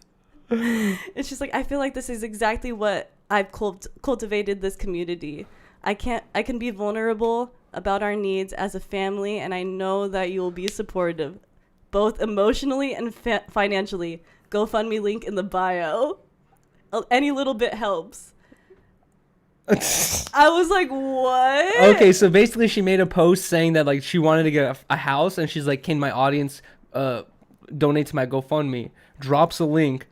You click on the link. First I was like soaking this in, and I kept going on her story, and like she kept getting like these hate DMs, like, how dare you, like, you're an influencer asking for money for a down payment on your house, like, you're fucking stupid or whatever. Yeah. And I just was like, damn, everybody's tearing her apart. She like removed the comments on the photo, like she's probably just going through some shit. Yeah. And so I was like, no, I have to click on this GoFundMe link and see what's going on. And it was like, April Fools, like, we're matching like up to $10,000 for Habitat to Humanity or whatever. Oh my god. Yada yada yada. And I was like, damn, I really got. That's the type of thing where that it's like, that was a good one. It's funny because if anyone tries to call her out on it, she can easily be like, oh, you obviously didn't click on the link, idiot. I didn't want your money for a house at all. Exactly. And oh my god, it was so funny. The fact that it happened after shows that, like, I guess she's self-aware, and she's like kind of playing in on the fact that people think she's like a privileged asshole who just wants money just to be rich. You know what I mean? Like, and that's why you gotta love her at the end of the day. That was so good. That was so good. Bro, can I say that I got too? And Josh can attest to this because I was working with Josh on Friday, right? I'm like scrolling through IG at one point. Or like Josh and I in the car together, and I'm scrolling through IG, and I see Ass Pizza makes a post saying that. Okay, so I bought a pair of Ass Pizza pants in the beginning of the year. Most expensive pair of pants I bought, and I told Riley when I bought this, I'm like, this is the last thing I'm buying for myself this year because it's so expensive. It was like $300. It was like $280 for these pair of pants, right? Got them, super excited, super happy about them. Paid, like I said, nearly $300 for them. Ass Pizza makes a post on April Fool's. I didn't even think about the fact that it was April Fool's, but he makes a post on April Fool's of a picture of pants, and it's the pants that I got, and he's like, tonight or today at 7:30 p.m. $65. Be there, or like, you know, you'll miss out. And I was like, oh, hell no. I was like, Josh, I just paid $300 for these pants, and he's having a random unannounced sale for $65. I was like, I feel like an idiot now. I just wasted a bunch of money. I could have waited for this. You know what I mean? And I was telling him, I was like, I'm for sure buying another pair of pants to get my money's worth. And then 7:30 comes around. Ask Pizza makes an Instagram post. The picture he posted of the pants was basically an image that was printed onto a t-shirt. So he was selling t-shirts with pants printed on them for $65. And I was just like, so smart. That's so smart, so fucking funny, and he really fucking got me. You know what I mean? Like, I'm sure I'm not the only person who felt like that. There's probably a bunch of other like, search. Can you open up another tab? Search up asspizza.com, please. Because I was gonna buy the pants. I was like, bro, like and then I opened up. And you're like, oh, it was real. And then I opened it up and I see there's only a shirt, and I was like, fuck. I was like, I fucking missed the pants. And then I really looked at it. And I was like, oh my god. I was like, he was selling a shirt with a picture of the pants on it, bro. I was like, god fucking damn it, dude. That's so fucking funny. Hilarious. Fuck April Fools, dude. Dude, everybody got me. I got multiple times. The first thing I got with is I'm constantly scared of posting something on IG that I did not mean to post. Right? It's a big fear of mine. And I woke up in the morning on April Fool's, like at 9:30, 10 in the morning. I instantly just grab my phone, fucking put it up. And then when you grab your phone and put it up to your face and it unlocks, you see like the first sentence of a fucking message. And I get a message from my homie Alan, and it says, yo, you just leaked all your nudes on IG story, and a bunch of skulls. And I was like, oh my fucking god. I was like, and we had just got drunk that last night. So I was like, no. I was like, what the fuck did I do when I was drunk? And I quickly opened up my IG, started going through my stories, and I was like, motherfucker. And I opened up the message, and it was that one sentence, a bunch of space, and then it was like, April Fool's, motherfucker, like, you're an idiot. And I was like, god damn it. And the other way I got is Blasey fucking DMs me. I just get a notification that says, Blasey mentions you in his story. I was like, what? What is this? Open it up. It's a message from Blasey that says, Blasey mentions you in his story. Space, fuck you, homie. You think I'd actually message you, idiot? And I was like, motherfucker, bro. I was like, god damn it, dude. I got like twice, and then 3 times by the ass pizza shit. So I got every year. I forget it's April Fool's, and I believe everything. Same. I feel like an idiot. Same, dude. And Vel's fucking motorcycle. Oh my god. Vel's motorcycle. I watched the story. I was like, damn, Vel got his I literally think, damn, Vel got his motorcycle stolen. That sucks. 2 minutes later, he comes in his motorcycle. I don't even think anything of it. And then I'm like on the computer in the other room, and he's just like laughing at his phone up, and he's just like, oh my god, everybody's just falling for this April Fool's thing. And I was just like, put 2 and 2 together. I was like, oh my god, he got me too. I'm not even gonna tell him. You know what's even worse? 4 times actually. This is how stupid I am. I hung out with Vel that day, saw he had his motorcycle, go home with Riley, go through stories. I finally get to Vel's stories, go through Vel's stories, see that post, and it was like, the post was so long ago that it was before I saw Vel, right? And it said, got my motorcycle stolen today. Oh my god. And I was like, oh my god, babe, look, Vel got his motorcycle stolen. And Riley's like, he had his motorcycle today. And I was like, he did. I was like, wait, what? And then I was like, fuck, that was another April Fool's joke. I literally would not have thought that until he said that in the room. Okay, while we're on the subject, I'm not sure if you remember this story, but you want to hear the worst April Fool's thing I fell for? What? It was bad. Oh, God. When I was like 19, 20, right? I was on bad terms with my dad, right? Like, we kind of like very disliked each other. Like, the only reason why I was even able to stay at home was because my mom kept me there, right? My dad really wanted me out. He felt like I was like lazy and like a pothead and like wasn't doing anything. So he's like, I wanted you out. My mom is the one sticking up for me, saying, no, you're not making him homeless. Like, he's staying with us or whatever, right? So anyways, I was already on bad terms with my dad. Mm-hmm. April Fool comes around. I think it's also Alan who fucking sends me this message. And at this point, I'm unemployed, right? So one of the reasons why my dad is upset at me at this point. Anyways, I'm unemployed. I wake up in the morning, and I knew that I know where my mom works. I know where my dad works. I know what freeways they have to take to get to their job. So they go to work in the morning. I wake up as well, and I go to the bathroom like an hour or 30 minutes later. And as I'm sitting in the bathroom, I get a text. and it says like huge freeway blockage on the 101 freeway, like avoid at all costs because you're gonna be stuck here for hours, like, and it was just like saying that all this shit happened. I was like, oh my god, like, and it was like a link, right? And you know how when you send the link, it shows you like a little example. Exactly what you're and talking about. I see it, I'm like, oh my god. And I knew what freeway was for, right? It was for my mom's freeway. So I fucking, oh my god, I know exactly I don't even open the saying. link. I just copy, text my mom, paste. I'm like, check this link out. My mom also, listen to this. This is where the story gets bad. My fucking mom has already arrived at work, right? And my mom knows that my dad travels for his job, and she knows what freeways he has to take. She knew that he has to take this freeway. My mom does the same thing, doesn't open the link, copy, paste it, send it to my dad. My fucking dad opens the link. As soon as you open this link that says like blockage on the 101 freeway, you open the link and it's a picture of this black dude sitting on the chair with this giant cock, and he's just holding it fucking just like that. Know. And then I fucking get a call. Exactly I get a fucking call from my dad like 10-15 minutes later, and my dad's like, What the fuck is wrong with you? Why are you sending pornography to your mother? And he's just freaking out, dude. My dad thinks that I'm sending porno to my mom for whatever reason. He's just freaking the fuck out, dude. And I'm just like, and I don't even know what my dad's talking about because I haven't even opened the link yet. And as my dad's freaking out on me, I'm like, have it on speaker. I open up the link. I'm like, bitch, I'm like, fuck you, Alan. I'm like, motherfucker. He just caused a huge argument in my family. My dad already hates me, got even more mad at me, had to explain this whole situation. It was so bad, You know how many times Brittany has sent me links and it's led to that? Bro. I'm just like, how many links lead to this fucking image? I can't. And she sends it into our family group messages where she gets everybody. God damn it, dude. New COVID variant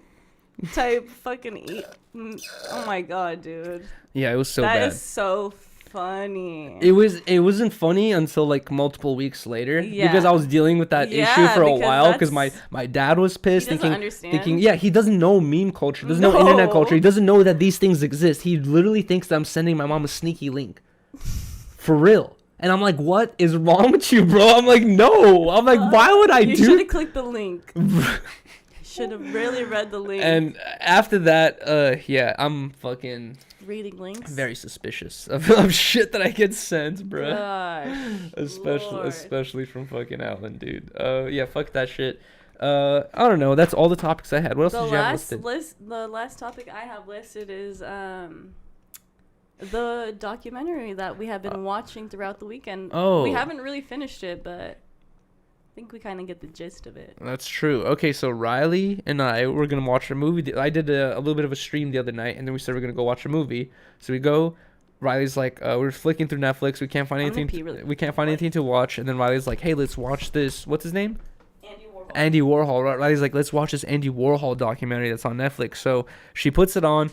And guys, I know, like, the only thing I knew about Andy Warhol before I saw this documentary was the Campbell's soup can. I knew he was the inventor of pop art, and I know that he's incredibly viral for his art style. That's all I knew. And also I knew that he had this crazy white hairstyle where his like hair was just like white and spiky and like flowing down. I just knew he had a crazy hairstyle, pop art, Campbell's soup can. That's it. I did not know nothing about his whole lifestyle, his past, where he grew up, his sexuality, and all this shit. And honestly, this is something I brought up to Riley as we were watching this. We were watching the documentary about Andy Warhol, and and they were really focusing on his sexuality, and I was kind of like thinking, like, when I was growing up, you learn about old, artists or philosophers or, any like important people in history. And dude, sexuality is the fucking last thing they talk about. It's always,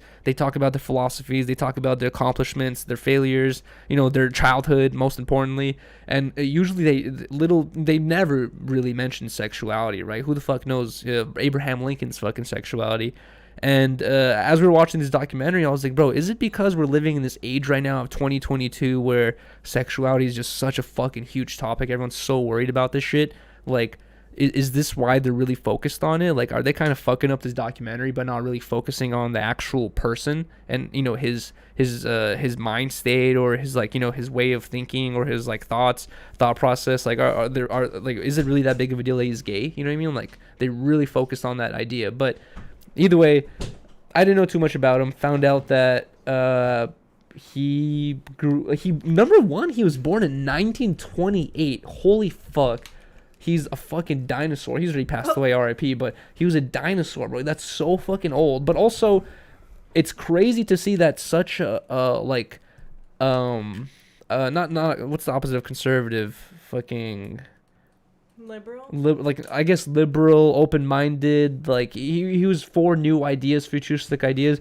But he was born in such an old time, and he was born in such a poor area, in such a small area in Philadelphia, right? Yeah. And it's kind of crazy that he was able to have such an open mind. No, Boston. Was it? Massachusetts. But yeah, I was just surprised that he was able to have such a, like, open mind when he was born in such a small conservative area in such an old time where everyone was conservative. You know what I mean? Also mention that the whole thing was narrated in AI. Oh, yes. By, like, it was like old things of his voice, old, like, clips of his voice. Yeah, so there's all these recordings of his voice, and which kind of throws you off the whole documentary. Like, you can tell it's, like, robotic. Exactly. I didn't like that.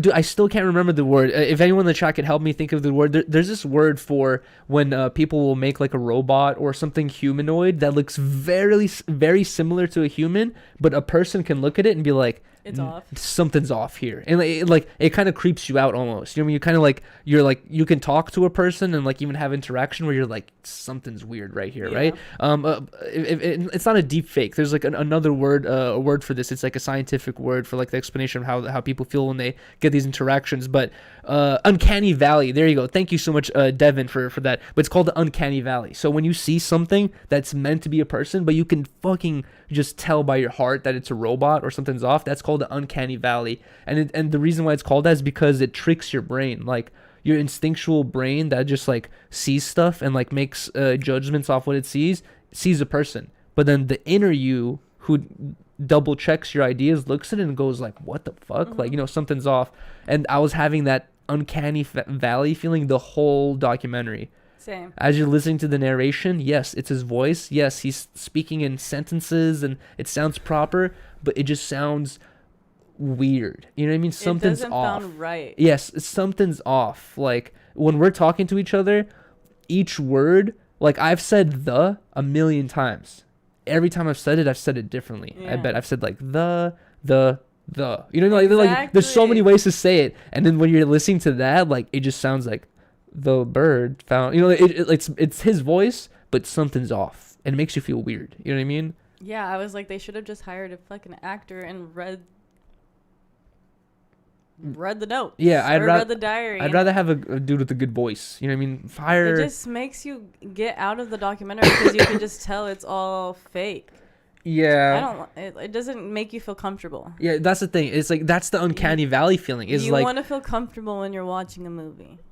It's a documentary. It's a good documentary. It's a good documentary. The storytelling is good. The filming is good. Everything's good. The editing is good. But that uncanny valley feeling just, like, sits with you where you're listening to it, and you're like, it sounds like I'm listening to a dead person. You know what I mean? Like, they're having a dead person talk, and it's like, yeah, it works, and maybe they can make it work better in the future, but do we really want that? Because it gets to such a strange point. But also, in the documentary, they said that Andy Warhol had a fascination with turning his he wanted to become a robot. Yeah. He said that he was one of those people that was down with the idea of downloading your thoughts and then uploading into a robot. Like, he was okay with that. That's why he wrote that diary. I know, right? Well, he didn't even write it. Like, that was just a phone call, a recorded phone call. He wanted to do that. Oh, yeah, exactly. Keep his Dude, life. He would have had a podcast.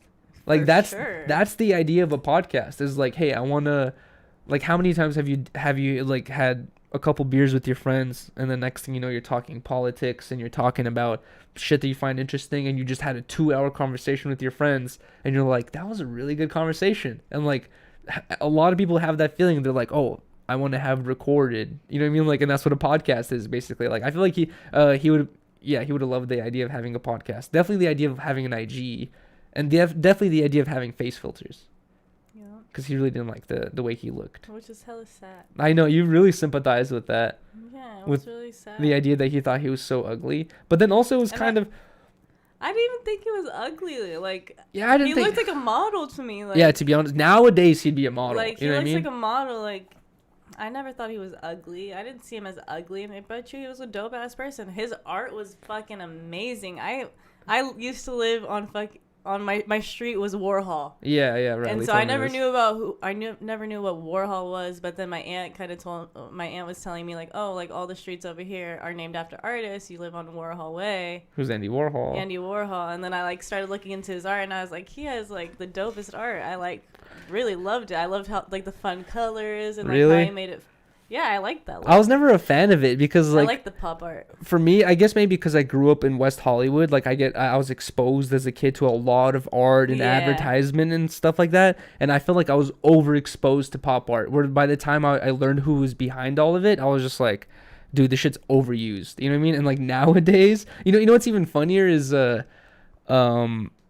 in the documentary, they interviewed or had this girl on the documentary for a second where she was at the Andy Warhol Museum and she had this whole Andy Warhol fit on, and they're asking her like, oh, what are you doing here? Like, why do you like him so much? And she's just like, Andy Warhol's my favorite artist and I just love him so much. And she just has like I said, this whole Andy Warhol fit, and I just like, this is me judging a book by its cover and just making assumptions, but bro, I got this corny fake feeling from that type of person, because I'm sure whenever you hear and this person's my favorite artist, you should be able to ask the question, so what do you think about these other artists? I'm literally 99% sure if you ask that lady from that documentary, oh, what do you think about this person's work? What do you think about this person's work? She's gonna be like, I never checked this stuff out, I just like him. You know what I mean? Like, which I guess like it's cool or whatever, but I don't know.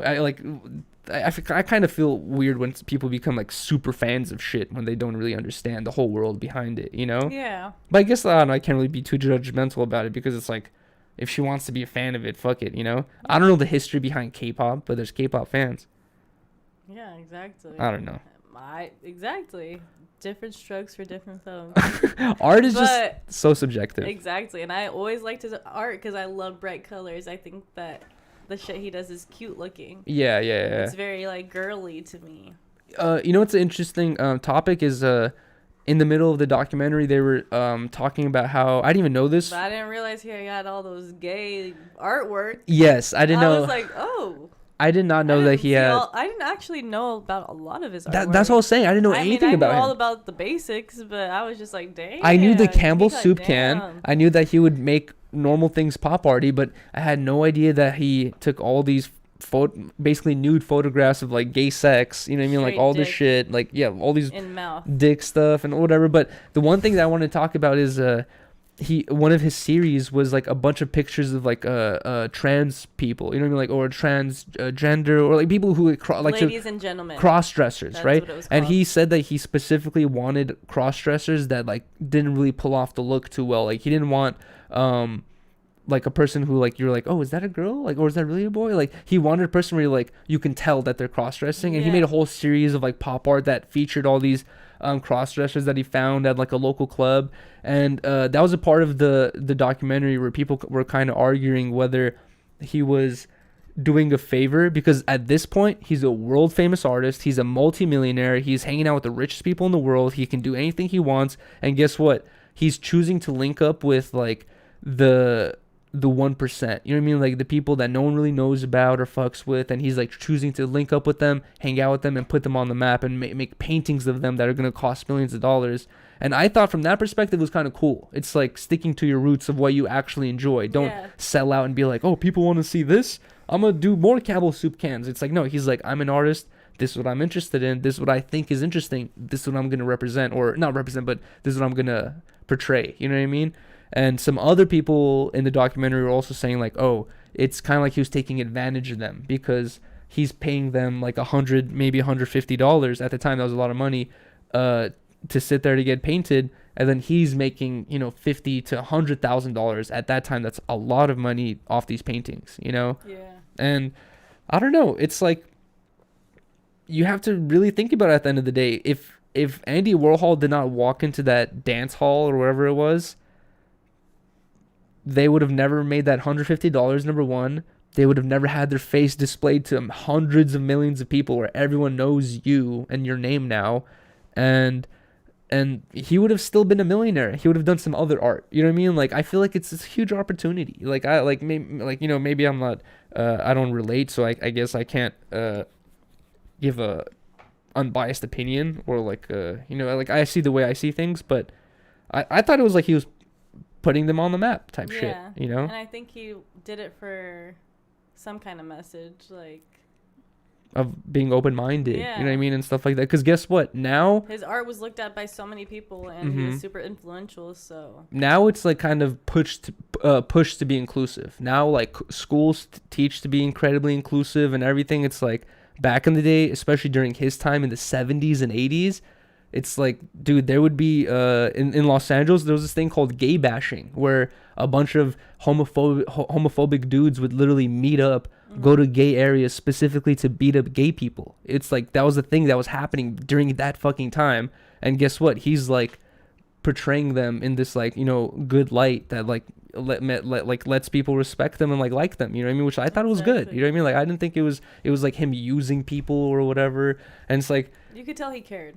Yeah, exactly. You could tell he cared and he was interested in it. But then also, he was not a normal person. You know what I mean? Like, he could not even have a relationship. No. He was saying that he wanted a relationship, but he couldn't have it because he's like, love fades so quickly. He's like, I can't imagine being in a relationship for 30 years and your partner walks in and your heart drops. You know what I mean? Like, he wants to have that, like, rush, that lovey-dovey feeling. Like, I think he's addicted to, like, the love, what's it called?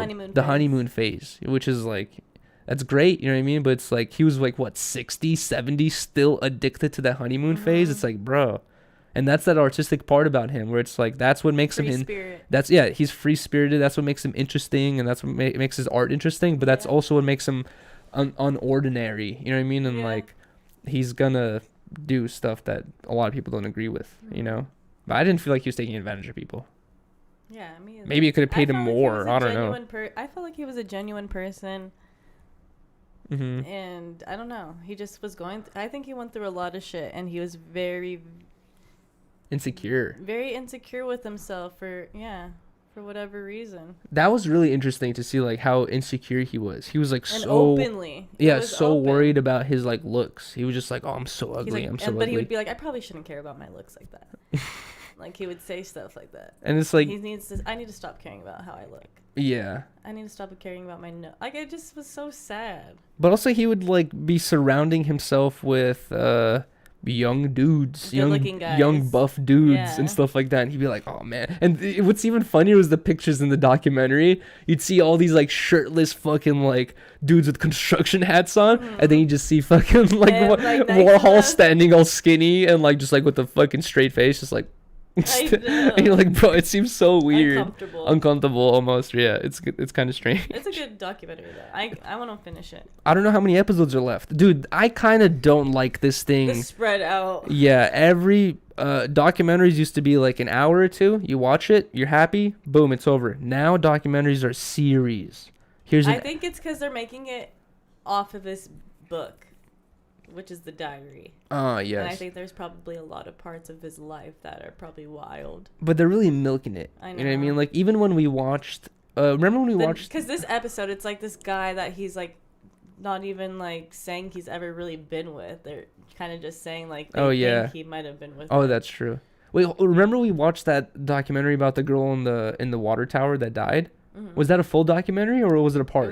I think it was a series. It was a series. And guess what? When Riley and I watched that documentary about the girl in downtown LA who died in the water tower, I already knew all information because I did a deep dive a long time ago on this shit, right? Riley's like, she puts it on one day and she's like, I want to watch it. And I told her, I was like, I kind of already know everything about this, but okay, let's watch it either way. And as I was watching it, I was getting the vibe. As a person who already knew everything about the story, I was like, they're really milking it. You know what I mean? Like, they're dragging on these theories. Like, they'll bring up a theory of a ghost, and the whole fucking episode, an hour, will be about a ghost. And then guess what? Next episode, they're like, that was actually just a theory. Let's go on to the real thing. And you're like, bro, you just wasted an hour of my time. You know what I mean? Like, but you actually lived here and you lived that experience.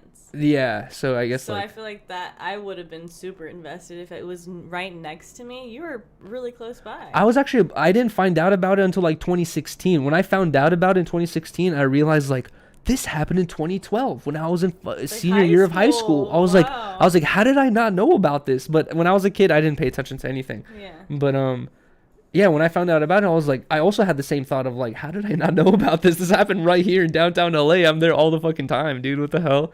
But damn, dude.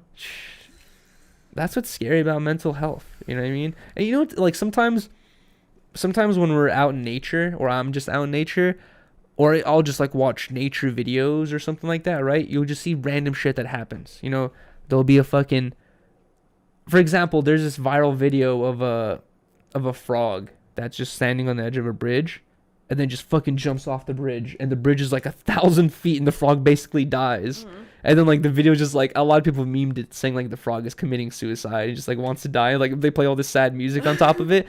But I was thinking like so much shit happens in nature all the time that like we just make news out of tragedies because it's viral, right? But is it important? Not really. You know what I mean? It's like it's a tragedy. We should make certain things, you know, well aware of, and like so we can fix it or whatnot. But like some things are literally just there just to get clicks on, you know? It's like, imagine we made a video about every fucking duck that got ate by alligator in fucking Florida. A family of ducks murdered by alligator. You know, it's like, I don't know, it's kind of weird. Yeah. I don't know what the fuck point I was getting to. I'm kind of fried. Same.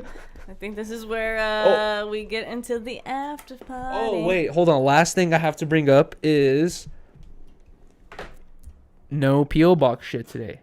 Yes. Once again, I've said this so many episodes, and I can't expect every person to watch every episode, obviously, but I have to say this again for this episode. Sorry if I'm repeating this to anyone who's watched this before, but Riley is size medium and size 4 in pants, right?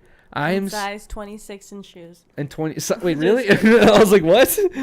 And I'm size large and 32 in pants. The number one message I get is, "Hey Yuri, can I send you some stuff?" Yes, you guys can send us anything you guys want. You guys can send us anything you guys want. Basically, our PO box is in the description. It's PO Box 3183, North Hollywood, California 91609. That is our PO box. It's open to anyone. You guys could send us whatever you want. Those are our sizes. I think I will add our sizes to the description so everyone could see it. But a lot of people be sending me those messages, and I'm just like, it gets tiring, like replying to everyone the same thing. I'm like, bro, like we talk about this all the time. You guys can send us anything. You don't have to ask me permission. Just send us shit. It's in our PO box, and we will open it every Sunday for 10 Talks. We don't have anything to open today, but we do have a bunch of these gel blasters.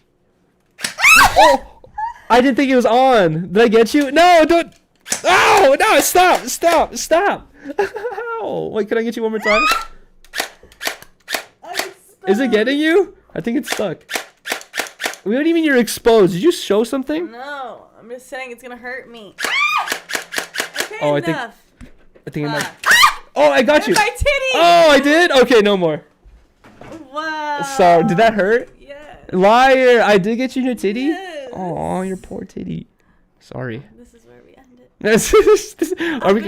Are we gonna do an after show? Yeah. Okay, so guys, we're not gonna end the stream right now, but please drop a like if you guys haven't already. If you guys are just joining the stream, or if you guys have been watching this whole time and you haven't dropped a like yet, please drop a like. It really helps our channel, and not only does it help us grow, but it makes sure that you guys get recommendations for all of our videos, all of our posted videos of all of our live streams, because sometimes it will get in the messages saying, fuck, I missed this live stream and it's, unlisted now or something like that. Darn it. Yeah, and like guys, if you drop likes, it helps YouTube recommend videos. This is not a rule I made up. This is YouTube shit that I'm just trying to promote. But yeah, YouTube helps promote videos if you like that type of content. So if you guys like our shit, please drop a like. It really helps. Please drop a comment, whatever you want. Right pink chair. Right pink chair. Yes, comments really help out a lot as well, because it helps YouTube think that we're doing well. Love the chair, hate the chair, whatever you think. Oh about yes, the chair. opinions on the chair. Keep it real. About the chair specifically only. But yes, comments help a lot as well. But leave the comments on once we end the live stream, leave it on in the comment section. And then also, if you guys aren't subscribed already, please drop a sub. We're so close to 20k subs. We're gonna do something for 20k. We're gonna do something for 20k. Every 10,000, we have to do something crazy. So we're gonna do something for 20k. We don't know yet. I think it's gonna be mystery. I think this Friday or Saturday we're gonna do $1 a minute. a $1 a minute stream, maybe. No promises yet, because we haven't done anything fun in a while. We might want to go on a hike or something, or dinner. But either way, drop a sub if you guys haven't already. A week stream at 50,000 subscribers. 50k. Tell your friends. One day. And then yes. Now we're gonna get into the after show. Like, comment, subscribe. Peace. Okay, now we're gonna get into the after show, guys. We're not ending the stream here. That was an hour 50. Yay! Good job. We haven't done a 2-hour show in a while. That was really. Prepared. I know. Ah, you're right. These things do suck. They just. I wish there was a way to lock it. You know what I mean? It just like it keeps. I feel like yours are like that too, though. No, they lock? They go forward and back. And sometimes it does get annoying where they go too forward, but yeah. I don't know. It's fine. Side to side. Okay, I really have to go use the bathroom, so I'll be back. Okay. And then I'm gonna grab a chaser. Let me. I need ice. Watch out, babe! The sign and everything. It's okay. Here, put the cup right here. It was just a droplet of water. I know, but it's scary. Hold on, let's make this bigger. My God. It's cold in here, so I gotta make it bigger. Pause. All right, let's go. Now we're gonna get to the after show. Switch cameras, next view. Oh yes. Thank you so much for that. Now we're gonna get into this. Let's go. Oh wait, we forgot the topic. One last topic. What? Is Riley wants to get a multi-camera setup, and she wants eventually, and Riley wants to have. This is something that I thought it would be nice to have in the future. But Riley says it would be nice to have, a multi-camera setup where we have the middle camera, we have the zoom in, other angles that are more zoomed into Riley and I, and it would be cool if we had someone sitting here managing the switcher and the audio and stuff for us. But that's very expensive.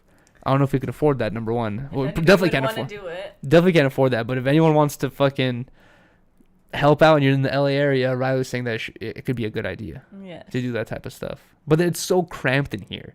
Can you imagine a person sitting right there? Yeah, they'll be chill. While we have 2 other tripods with cameras. They'll be chill. They'll be chill. Right, I'm gonna use the bathroom. We can keep the door open. Good idea, Rise. See, we back. Shout out Kenny Malice. Shout out his girl. Hope you guys get the Cartiers. Harmonious gang going up. Shout out to everybody watching right now. Facts, good idea. See? We're gonna have to find somebody we can trust to run that shit, though.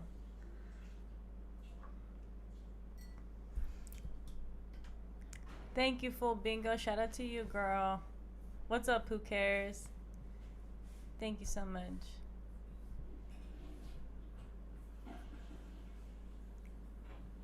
Gang, gang. World's forgotten. DJ Riley spin some bass gun. Yuri will get so mad if I get us taken off stream. What are we gonna do for dinner? Pot Lord and Yuri plug talk. I set aside some steaks. Oh, you did? I have no potatoes though. It's okay. Steaks and popcorn. Ew. I'm gonna get water and ice. Water. Oh wait, sorry. No, I shouldn't have done that. Yes, can I have ice? Water? Oh wait, no, I can't do that. That's weird.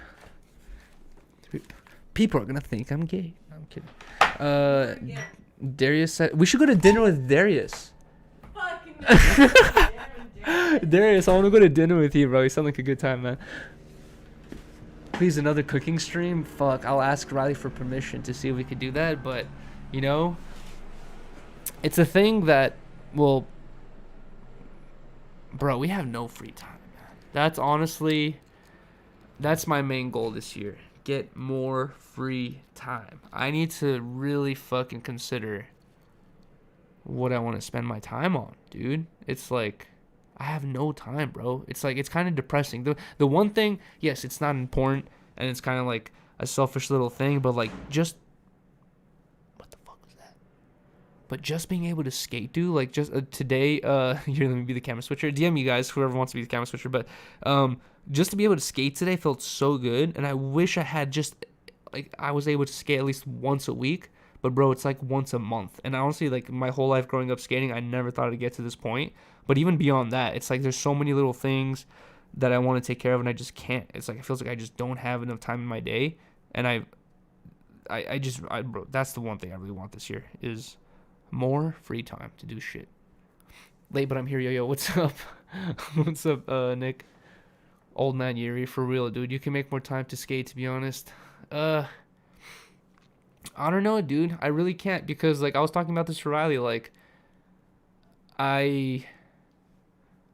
you can either stay up late to work on shit or you can wake up early to work on shit. I choose to stay up late to work on shit. There's a ton of stuff that I'm always working on every single night, bro. So many little fucking things that have to do with, you know, like financial stuff that we're like, you know, worried about, like, and setting aside and like calculating shit, and then you know, YouTube stuff. There's so many little work shit. There's so many little things that I'm always working on, and then I'm usually up to like 2, 3 in the morning working on all this stuff.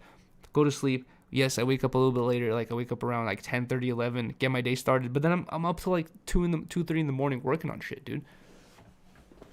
Become self-employed and you will have lots of time. Yeah, but like that's the dream. I don't know. Eventually. You ain't working. You wasting time watching YouTube videos. Yes, I do be watching YouTube videos sometimes. But that's all, honestly, okay, so I do have these hour or 2 pockets where I'll finally finish like a work day, or I'll finish like a huge task I've been trying to complete, or, you know, we'll do stuff and I'll be like, dude, like I'm tired of, like, my brain will just be tired of like focusing on responsibilities and focusing on like things to do and like things to be productive on. And I'll get to these moments where I'm like, dude, I really just want an hour of just kind of like not thinking about anything. And honestly, that's one of the reasons why I've been getting back into gaming. It's like that's the reason why I bought that Metroid game, and like I want to buy that new Kirby game. Is like, bro, I'm starting to realize that, like, yeah, bro, gaming is like that one time where I get to just kind of like chill and not really worry mentally about stuff, and I get to just like kind of have fun. You know what I mean? Yuri be on Spank Bank. I don't know what Spank Bang. I don't know what the hell that is. Shout out to the God Hat. Facts. Shout out to Flames Out the Flame worldwide. Damn, Roman shoulder completely popped out. Wait, what? What are you talking about? Roman shoulder. Who's Roman? Who's Roman? You're glad to see you still have the bench. Thank you, dog. Oh, shout out to fucking Dog Flu in the chat, dude. What the fuck? What up, man? Dude, I'm fucking happy I still have that bench too, bro. I honestly, the first time I skated that bench was probably like 2010. And that bench has gone through like 3 or 4 different homies. And the last homie to have it had it for a long time. And then he got to this point where he's like, I have to get rid of it. He's like, I'm going to throw it away because I have no space. And I fucking begged my parents. I was like, please let me fucking keep this shit. We cannot lose this thing.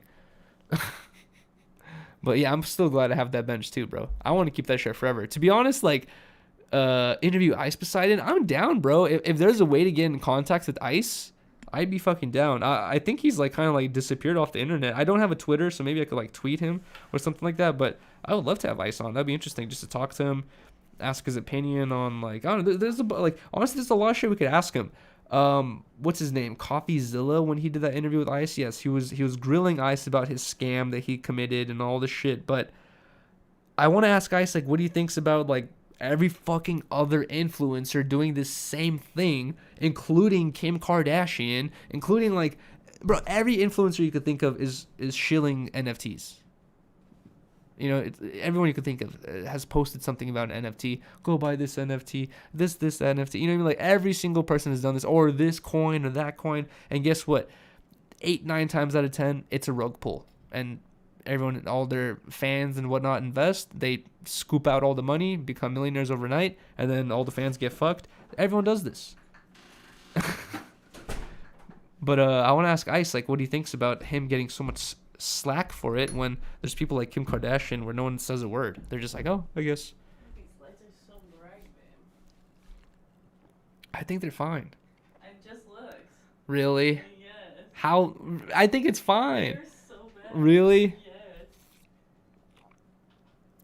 Turn your mic up a little, Riley. Riley's not even here. She needs to sit down. They're so bright. At least Ice admitted it. Okay, at me, that's the one thing. It's like, people are going to say, like, oh, you sound a little cold-hearted when you say this. But, dude, Ice is the one person out of everyone to be like, yeah, I did it. I need money. You know what I mean? Basically, it's like, I'm looking out for myself. He's the only person to have the guts to and it's like, this is not me trying to give him kudos. You know what I mean? Because it's like, it's not respectable what he did at all. But I'm just saying that he's the only person out of everyone to be like, yeah, I did it. What about it? Type shit. Tell the story about Mr. Papa from Hollywood High School. Wow, Mr. Papa? Who the fuck is this? Is this someone I knew in high school? I have a lot of Mr. Papa stories. You want to hear a fucked up one? One day, okay, Mr. Papa was my culinary arts teacher, right? Mm-hmm. And he was the type of teacher, half shots? Sure. Mr. Papa was the type of teacher where there was other teachers where if you didn't pay attention, if you were kind of like, slacking off, they'd be like, Riley, do your work. Riley, why aren't you doing your work? Like, you're supposed to be doing better. He was the type of teacher where he was like, oh, you want to slack off? Go ahead. You know what I mean? Like, you want to get an F in this class? Go ahead. Like, I'm not going to yell at you. Like, he was like logical about shit. He was like, if you really don't want to learn, I'm not going to waste my time. I'm going to teach the kids who do want to learn. And he let you be a fuck up. You know what I mean? Like, I kind of liked it. And oh shit. Thank you so much, King Lou, for the $10. King Lou dropped a bag $10 through Super Chat. Try to figure out a piecework wage on what you do, and get contracts instead of hourly work, Yuri. You will have way more time for yourself and Riley. Self-employed is the way to go. Thank you so much, King Lou, for the $10. Really appreciate that, man. And thank you so much for that advice as well. But either way, Mr. Papa was that type of teacher, and honestly, he quickly realized that, I was kind of a fuck up. I didn't really care about learning, or especially learning culinary arts, and I would just go to his class high out of my mind and just like warm up some pizza and just like eat or whatever. But he already kind of considered me as a fuck up. He didn't really like me. Not even like me, but he just knew that I chose to not do work and like get a fail in his class. Anyways, one day I just walk in for class. I actually walked in early this day. I walk in for class, and then like it's a silent ass class, right? Everyone's there already, and then Papa, I think I did walk in late. But anyways, Papa in front of the whole class, he just goes, Yuri, you showed up. He's like, Yuri, you ain't gonna go nowhere in life. You're gonna be a fuck up your whole life. He's like, you ain't gonna do shit. He's like, I think you're gonna be one of those people who just like hangs out in front of the stairs all of high school. Bro, you weren't even listening. You were just reading the chat the whole time. You really? Yeah, you were. It's whatever. That was the story. You want to take these half shots?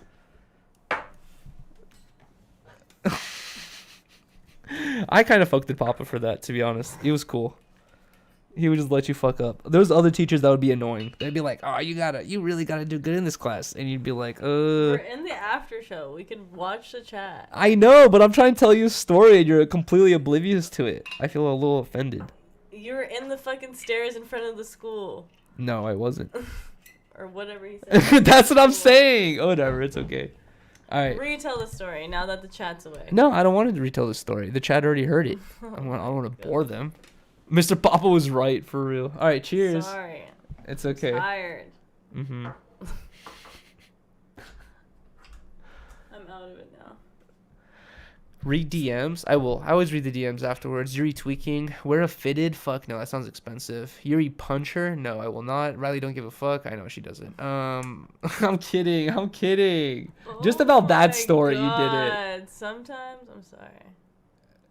Look at you. You just get lost into the chat. You know what Ela does on the podcast, right? She's just like reading the chat the whole time. You can't do that. I wasn't even reading the chat right now. Oh, okay. Sorry. Cheers. Cheers. Wait, I forgot to talk about it. Sometimes I do get lost in the chat. That was something I wanted to talk about on the podcast.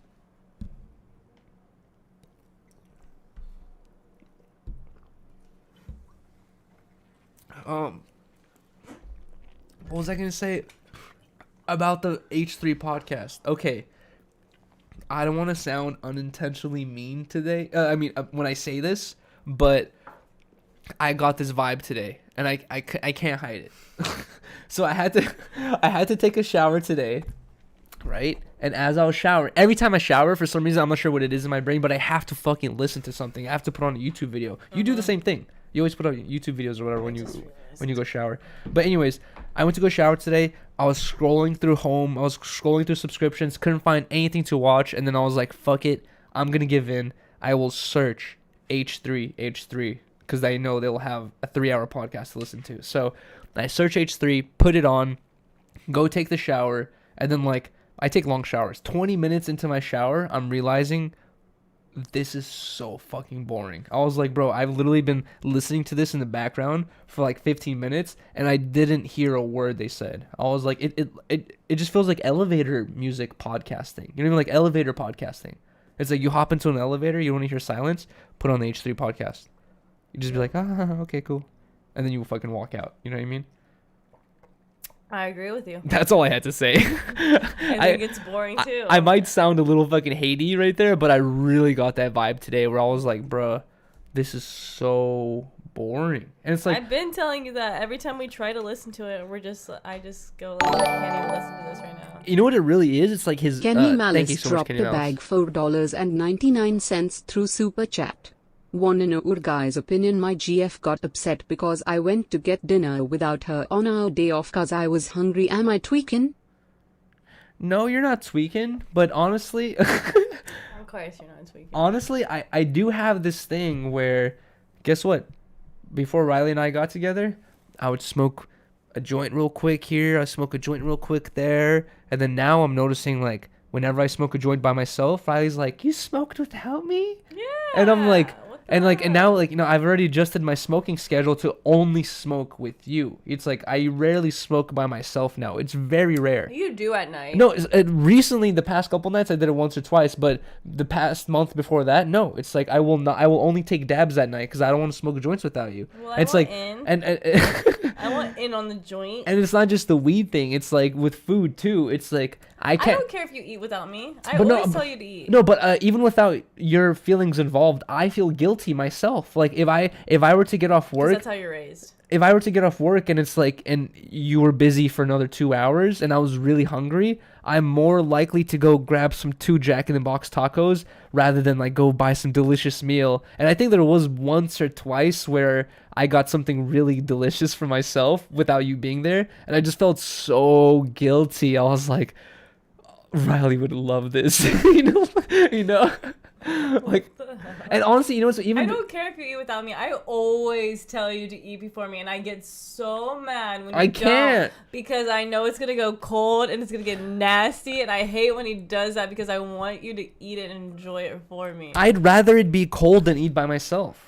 And you know what's funny is, babe, like even before I was with you, I would have the same thoughts about my parents and my sisters. Like anytime I would go to a restaurant or go to have an experience with my friends or something like that, where we go to like, we do anything fun that was like out of the ordinary, or we spend some money on ourselves. I would always think in the back of my head like, fuck man, like I would want to do this with my mom. I want to do this with my dad. Like my mom and my dad have never done anything like this. Or like, oh, I'd love to do this with my sisters. And now it's like been my nieces. Like sometimes like I'll have these thoughts where I'm like, fuck man, like I would love to have taken my nieces here. And I feel like I always have these guilty thoughts of like, it's hard to enjoy stuff just for myself, because I'm always thinking like, oh man, I would love for Riley to experience this. I love for my mom to experience this. I love for my dad to experience this. It's like I get you. all these different thoughts, and it's like hard to just be selfish. You know what I mean? Yeah. That's where You're sweet. That's so sweet of you. well, I don't want. That's a good trait to have. That means you were raised right, because my family did raise me like that, but I do know like sometimes it's okay to be a little selfish. If you're fucking hungry and you're starving and Yeah. I have like an hour where I can't eat, just fucking eat your food. I'm gonna eat right after you. It's gonna be all good. Just eat it. I feel bad, I want you to though. eat it because I love you and I want you to feel good. Like that's the way I feel too. But then I know in the back of my head that like Riley's telling me to eat this because it's hot, but by the time she eats it, it's gonna be cold. So Well, I'm gonna heat it up. why would I have Riley eat some reheated or cold food when she could eat some? We could eat the same level of food. Like that's the way I feel. I feel like I just want things to be fair. I don't know. Maybe it's the way I was raised, but like I feel like That's I don't know. I want things to be fair, you know. And I was always taught to make the plate for your man. I love that you And do make that. sure your man's fed before you. That's how I was raised. Mexican household. I'm not gonna use the same terms I did, but because when I use these terms, like I kind of got a shocked face from the people around me when I said this. But when I was my whole life growing up, my friends, my family, anyone who kind of knew me personally a little bit would refer to me as a stingy person, but not stingy where I didn't want to share with others. Everyone told me that I was always stingy to myself. Yeah, I know what your sister says. It's like my like, and I remember when I first started like when I first got my first job, you know what I mean? And like I would talk to my sisters all the time, and I would tell them like, oh, I have $200 saved up under my bed or whatever, and like I would tell them like, oh, I want to buy a skateboard, or I want to buy these shoes, and they'd be like, you got money, like go get it. And I'd be like, nah, like I'd rather skate my shoes until they're fucking duct taped, and then and they have like 4 holes in it, and then I'll fucking get new shoes. Like I always like I don't ever have that feeling where like I want to spend money on myself. You know what I mean? Like I for some reason I don't feel guilty spending money on the computer setup, because like I like I don't know, like I feel like it's like investing into yourself, you know what I mean? So I don't feel adding to the production. It's adding to the production. So I never feel, whenever I'm buying, like we just bought a lens, we bought these other 2 lights, like I didn't feel like, oh, like this is like a selfish endeavor. Like I never feel like that. But whenever I do things, for example, the video game, when I bought Metroid, I was really fucking thinking. I was doing research because I wanted to buy Kakarot, I wanted to buy Metroid, I wanted to buy Pokemon, and I wanted to buy Kirby. Switch games are $60. You buy 2 games, it's $120. So I was like, I'm buying 1 game, right? And then I was really like doing hella research on all these games. I was thinking like, which game do I really want to fucking buy?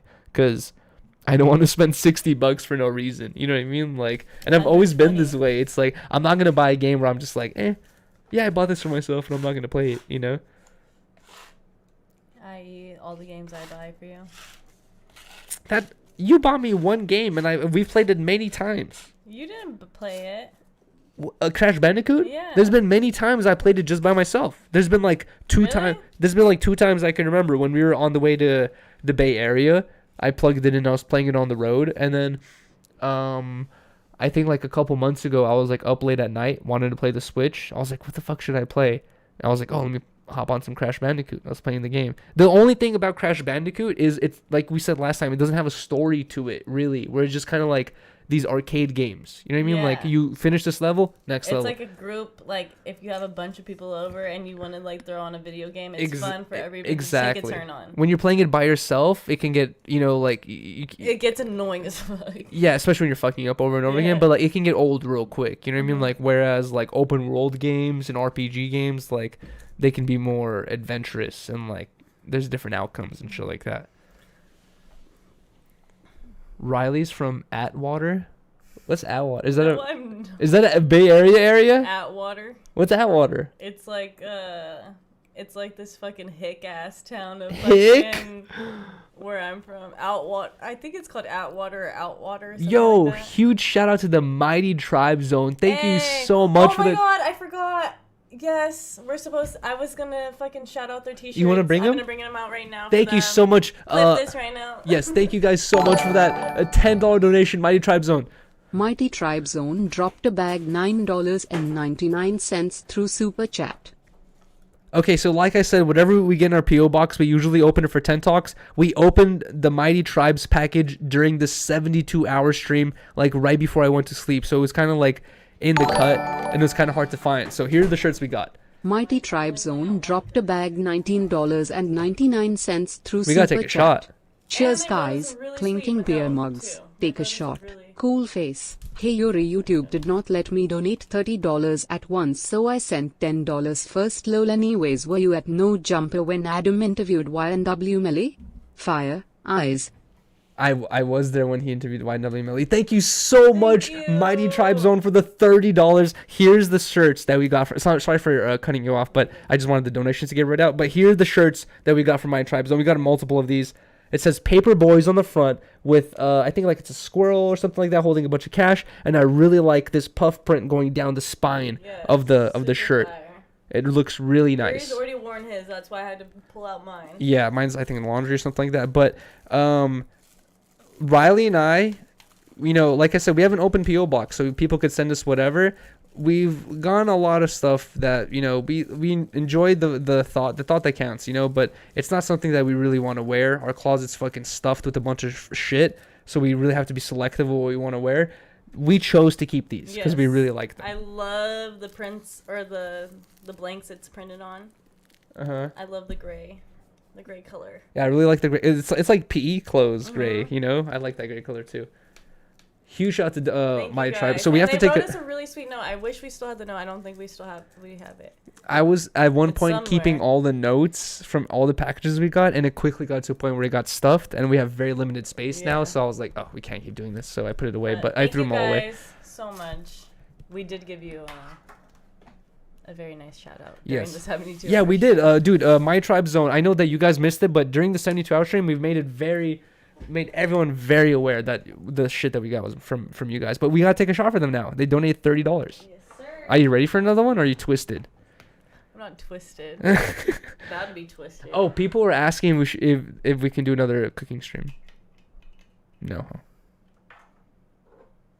Riley said no, so no. No, I'm kidding. Yeah, I'm kidding. I control the stream, so fuck no. I mean, do what you want to do. I'm not gonna tell you. Okay, I don't think you weren't a part of the stream yesterday when I made this announcement, but I'm gonna say this once again, and I don't want people thinking like I'm saying this to fucking cover anything up, but I told Riley and I have had many. It's like Riley aren't like okay, so I feel like sometimes people see relationships, right, and they think that like what they see is what they get. They don't think that like we actually sometimes sit down and we're like talking about what we want in life and like whether we are gonna be a good relationship or not. You know what I mean? And one thing that I've made very clear to Riley is like I don't want to ever be a part of a relationship where I feel like I can't do what I want anymore. You know what I mean? Like that. It's like I don't want to be alive anymore. You know what I mean? It's like I like to be alive means to do what the fuck you want. You know what I mean? So it's like I don't want to be a part of a relationship where I feel like I just can't do what I really want. You know what I mean? It's like I've had to explain to you the idea of night skating, you know, in like Santa Monica and all this stuff, and you're like, I never heard of that before, but yeah, you could do that if you want. It's like it's not even if you want, but just like I can do whatever the hell I want. You know what I mean? It's like, and I wouldn't be a part of a relationship where I felt like I was being controlled or I felt like I couldn't just be like, hey, I'm doing this without being scared of the fucking whatever my girlfriend's going to say. Like, I never want to be at the point where I'm lying to my wife or girlfriend about my location. Like, oh, Riley doesn't know I'm at the skate park right now. She thinks I'm at work. Riley you know what I mean? doesn't know I'm here, or Yuri doesn't know I'm here. Yeah, it's like I never want to get to that point, and like don't post me. Like I don't exactly. That's weird, like, right? Yeah, no. And like we both feel the same way. It's like where Riley feels the same way too. You wouldn't want to be in a relationship like that either, right? And the only reason why I bring this up is because this meme is going around that Riley is like ultra controlling over me or something like that. And I don't really mind the meme. You know what I mean? Like it's not that big of a deal, but I don't like the perception that some people might have where I want to address the fact that it's a joke, you know? Well, thank you, babe. It's not serious. Thanks. But I also did want to like address like all the comments too that like are always like Riley seems like she doesn't want to be a part of the stream. Oh, you're in a bad mood or Riley's something. over Yuri. Mm-hmm. Like she's so over you can tell. Blah blah blah. Like, dude.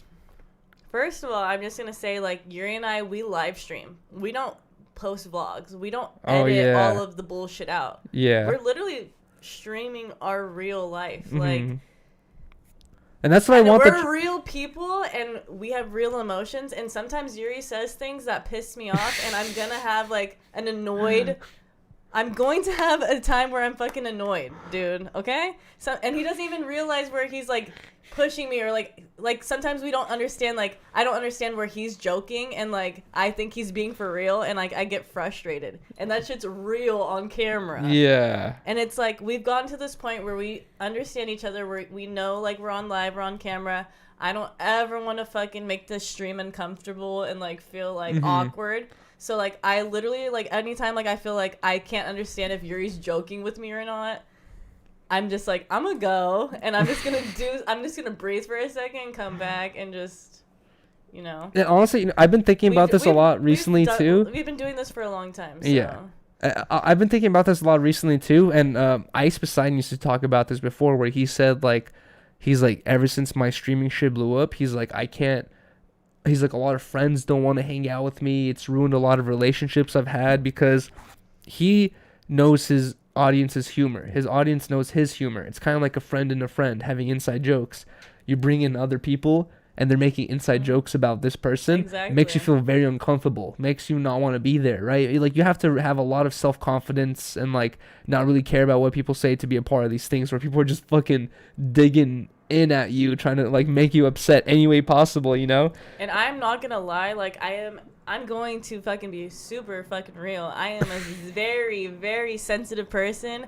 I wear my heart on my sleeve. When I'm pissed or like when I'm upset, you know I'm upset. You can settle on my face. I can't be fake. I can't put on like a fake ass face and like pretend to be happy. Like, that's just how I am. Mm-hmm. And I've been working on it because like I don't want to be like fucking annoying on the streams. Like, I don't want to be that person that like brings down the vibe and like ruins the mood. Like, that's why I kind of just like walk away or whatever. Get in, like, if I get irritated or whatever. But like, I just need to realize you're damn near like joking with me like all the time. And like sometimes every time really I'm on stream, I'm joking about everything. I just like to be funny. It's like when I go on stream, I think about the way I associate being on stream is like I associated being with my best friends who I'm comfortable with. Where it's like if I'm hanging out with my homies, guess what? My homie's gonna show me a picture, go like, "Hey dude, check out this fire picture. I'm thinking about posting this on IG." I'm gonna look at it and be like, "Bro, you're gonna post that?" You know what I mean? Like, that's how I feel like my relationship is with the audience, where it's like I just feel like I can just fuck around. You know what I mean? Like, and just like mess around, and like no feelings can be hurt, because guess what? It's like we're all just here to joke around and be funny. You know what I mean? Like, we're just have a good time. And that's the way I feel about it. Like, bro, the world is too serious. I know. Everyone's too fucking serious. Guess what? We're all gonna be dead. I've just always been sensitive. I've always been like this. I know everybody fucks with me, and I know like everybody like jokes with me. Dude, you know what thought went through my head when we were watching Game of Thrones a long time ago is one of the scenes in Game of Thrones is, I forgot what name the dude's name was, but he ends up dying and they chop his head off and they play with his body and they fucking put his head on a spike and they're just like spitting on him and like making fun of him, right, the whole time. And like there's people standing by going like, "Oh man, he wouldn't be happy about this." You know what I mean? Like, and it's like I really thought about it. I'm like, bro, when you die, people could fucking tap dance on your body. You know what I mean? Like, they could do whatever the fuck they want. It's like nothing really matters at the end of the day. You know what I mean? It's like what matters is what you care about. And guess what? What you care about is subjective to your own world, and it just matters to you. You know what I mean? Like, and it's like I can be roasted and made fun of all day, and I kind of like, I feel like I grew up like learning this experience since like childhood, but it's like I can go to school and be roasted and made fun of all day, and then I can go home and like just do the thing I'm interested in, and like the world doesn't matter anymore, because that's the thing I'm really interested in. You know what I mean? Like, I don't know, it's like there was this other podcast that I listened to too, and they were kind of talking about like cancel culture and like just getting a bunch of hate online, and like how like some days people love you and the next day they fucking hate you. And at the end of the day, like, you just have to feel grounded within yourself, and like that's how you're gonna push through it day by day. If you feel like comfortable with yourself and know who you are, then you're not gonna care what fucking other people say, like, because everybody's gonna like think they know everything about you, and they're gonna make it seem like Yuri does this, and Yuri's this, Yuri's this, Yuri is this, and honestly, they're gonna make you think like that. But like, as long as you know who you are to your core, that shit's not gonna bother you. Shout out to Blasey in the chat. I just saw Blasey was in here. He said I can't wait to critique all your fucking thoughts and comments on this podcast, because he does that every fucking podcast. Thanks, Blasey. But okay, I don't want to take any content away from Disconnected or even leak text that we're talking about in private, but this is a conversation that Blasey, Housephone, and I had, where there's a couple people commenting, saying like, oh, Housephone does this, Housephone does that, or maybe sometimes Yuri does this or Blasey does that, and like sometimes like we'll talk to one another and be like, "Yo, Blasey, did I really offend you when I said this?" And Blasey would be like, "What are you talking about, bro? Like, I thought that was funny." You know what I mean? Like, and like since we're on episode 16 of Disconnected, this is probably like, I don't know, my 10th or maybe 8th episode on the thing, and it's like we constantly have this thing where you read the comments and they say that one thing happened, and then you talk to one another and like you're like, I don't know what you're talking about, right? And it's like perception is key, and sometimes the audience really thinks they know something for sure, and then guess what? We talk to one another. I'm like, hey babe, you thought you got mad at me because I said that, and you're like, no. I'm like, oh, the chat's saying that you got mad at me, and you're like, no, I didn't even notice you said that. And I'm like, okay, and like that happens all the time, you know what I mean? Like, and you can't take comments or chat too seriously because they'll get, you know, alternative perceptions of shit. You know what I mean? Like they'll really think they know something sometimes that's really wrong. You know what I mean? And you can't ever get really affected by it. But then also sometimes chat can hit the nail right on the head. Well, they'll say some shit in the comments and you're like, oof, exactly. Fuck, I do feel like that. Exactly. It's true, but I don't know. He said we're all bulletproof homies. Thank God all of us have thick skin and take all low jokes. Most of the chat can't relate because they ain't real homies like this, bro. It's like I'm not sure if this is unique to skateboarding. 100. I'm not sure if this is unique to skateboarding homies, but bro, when I grew up skateboarding with my like group of homies, every day it was a challenge to roast your homie as good as possible. Your homie comes through. What's up with that shirt, homie? You like as soon as your homie comes through, your challenge is to make fun of them. You know what I mean? Like that was the thing in my friend group. For like the 10-15 years I hung out with all my homies, it was like, how do I make you look stupid? How do I make you look funny? How do I make you feel embarrassed? And how do I make everyone laugh at you specifically? You know what I mean? Like, and that was the thing you had to deal with every day. And instead of like whining about it and going like, oh, everyone hates me, you learn to be like, oh, you don't like my shirt? What about your stupid ass hair, bro? Like, why are you still... Well, you're a fucking guy. You know? Girls are different. Well, at least me. So what's up with your shirt, homie? No, bro, you want to hear a funny shirt roast? Is I had this homie, I'm not going to leak his name because I don't want to embarrass him, right? I had this homie back in the day. He would wear all these random band tees. He would find like a random band that was popular. He would wear their tee and he'd be like, come through the park kind of like trying to flex, like, oh, I got a Metallica tee, I got an Iron Maiden tee, right? And then one day, I think it was Metallica, one day he comes through with a Metallica like album cover shirt on, right? It's like a fucking album cover t-shirt, and one of my homies, Ollie, goes like, oh, sick shirt, tell me 3 songs from that album. And then my homie just goes like, fuck it, dude, I just wore the shirt because I thought it was cool. Like, it's just so funny, bro. Like, these are the types of homies I'd have. Like, you can't come through faking anything. You know what I mean? Like, you come through wearing some shit, they're gonna fucking ask you about. You know what's even? Hell yeah. Bro, you know what's even funnier? This is really embarrassing. This is when I first started hanging out with my homies, right? One day we're kicking it, we're all just smoking weed, chilling. One of my homies goes like, hey, what's your favorite skateboarder? And I forgot what I said. I said this one name of this skateboarder who was popular at the time. I just said it because he was popular. I didn't even fucking know anything about him, right? I just said like, oh, Rodney Mullen or some shit. And then my homie goes like, oh, Rodney Mullen, fire. Don't you love Rodney Mullen's part in that Blind video? And I was like, I didn't even know what he was talking about. And I just wanted to be like cool and a part of the conversation. So I was like, yeah, dude, I fucking love that part. Like that was so sick or whatever. And then my homie was like, you're fucking lying. I just made that up. He was not in that fucking video. And I'd be like, God damn it. Like, they're quick to call you out on being stupid or being fake. You know, that's the number one thing in skateboarding culture is like, you cannot be fake. You know what I mean? I like that. They'll just call you out for shit like that, bro. And I'd just be like, oh yeah, I love that part. Oh, that part's not even real. I like that a lot, actually. And that's where you got to check yourself. You know what I mean? Like, oh, no fake flex. No fake flex. At all, bro. But either way, cheers to Mighty Tribe. Almighty Tribe Zone. Sorry we went into a 30-minute conversation before we took these shots. We appreciate you. Cheers.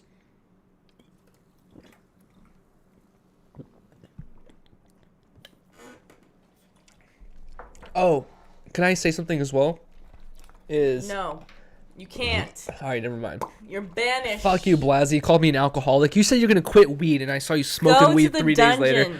Who, me? Yeah. Wow. How dare you ask? Wow, go to the dungeon. How dare you ask if you could add to this fucking Since podcast. we were talking about, you know, people getting upset at memes earlier, no one specific, but Blasey got upset about a meme that happened recently. Oh. He did. Okay. Thank God I'm not the only one. Yeah, hold on. Whoever done. What fucking meme was it? God damn it! I forgot what it was. I just had it in the back of my head. That's why I brought it up. But Blasey recently also got upset about a meme that was going out there. But guess what? Just a meme. Well, it's not the no jumper memes that I. It was no jumper memes. No, but that's not the one that I. Oh, it was a random one. It was a random ass cuts. What the fuck was it? There was like some meme that Blasey commented on. He was upset about it. He was like, "Y'all need to go fucking." Oh yeah, I seen that. What the fuck was it? Oh, I need to pull it up. And it's like, that's what I'm talking about. It's like, bro, the chat will know how to fucking roast you good enough where you're like, I thought he was fucking around. You're like, though. you motherfuckers. Bro, hold on. You want to hear something funny? Oh, the bi-curious. There you go. Okay, I remember. It was bi-curious. So Blasey during our podcast tried to say, I live vicariously through Yuri, which means that you live through the experiences of another person. He said, I live bi-curiously through Yuri, which means that I have sexual experiences that he lives through by watching me. Yeah, I know. And he got so mad about this fucking distinction. But even when Blasey said it, I heard it and I thought he said the wrong thing, but I didn't correct them. But then I saw the No Jumpa memes make a thing about it, and I was like, bruh. Speaking of No Jumpa memes, I definitely heard it. You want to hear something funny? Behind the fucking. Today I posted a picture of our set, right? Because I really thought about it today. I looked at our set and I was like, bro, when Riley and I started, we were using my 720p webcam on a laptop with one light that my homie let me borrow with like one shitty battery. Like it was on like a little tiny table. It was such a scuffed setup, guys. Like it was such a poor scuffed setup, but we wanted to do the podcast no matter what, and we did it. And then like every couple months we would buy a couple little items that we could afford to make the podcast better, right? We are 65 episodes in, over a year in, and I looked around and I was like, bro, we have 4 lights, a DSLR camera, a capture card, a fucking stream deck, like audio thing. Like we have all this shit that we mic arms accumulated over time, and I was just like, wow, like we really started from scratch. And now we didn't have the money to buy all this stuff at once. We like slowly bought little things here, things there. I already had some stuff before I met you, like little mics and shit. And it's like we slowly built to this level, and I was just like, wow, like this is fire. So anyways, the point I was getting to is I made this posting our setup, and I was just like, invest in yourself. Fuck that fake flex and shit, right? No Jumpa memes replied to it, and he said, says the guy who spent $900 in Cartiers. I was like, bruh. He said the Cartiers the Cartiers Yuri bought. Laughing face, and it was fucking John and Kate +8. Bruh. God damn. When No Jumpa memes replied to me like that, I was like, God damn it. No, I was when I commented on that picture and I just put laughing faces and it replied, they said that you were mad that he was trying to get hella bitches. But I think you was doing him a favor, laughing emojis, fingers crossed. Bro, you know what's even funnier is Blasey, a couple other people, including Blasey, responded to my story about don't buy shit fake flex or just to flex. Blasey replied saying, tag me next time, because he thought I was talking about his chain. No. Blasey, don't worry. Yuri's in love with you. Shut the fuck up. You guys okay. are in love with each Number other. one, Blasey, you're well enough to buy a chain and not worry about it. I'm talking about like, dude. Let's not be fake here, guys. Like, it's like... Let's not be fake here. I'm serious. Let's not be fake here. Let's look at shit logistically. 99% of America is poor, right? Unless you are unless you are born in Hollywood Hills, you are facing the reality of bills, family time, school. Everyone, literally 99% or 98% of America faces the same issues of financial struggle, right? And it's like, that's what I'm speaking on. A lot of people will be living with I lived with my parents until 25, right? A lot of people will be living with their parents, come across a little money, instead of putting that money away and like saving up for some future goal of moving out or doing something, they're like, nah, I need to show all my friends that I'm rich now. I'm gonna go buy $300 shoes and show all this money with the $300 shoes. It's like, no, bro.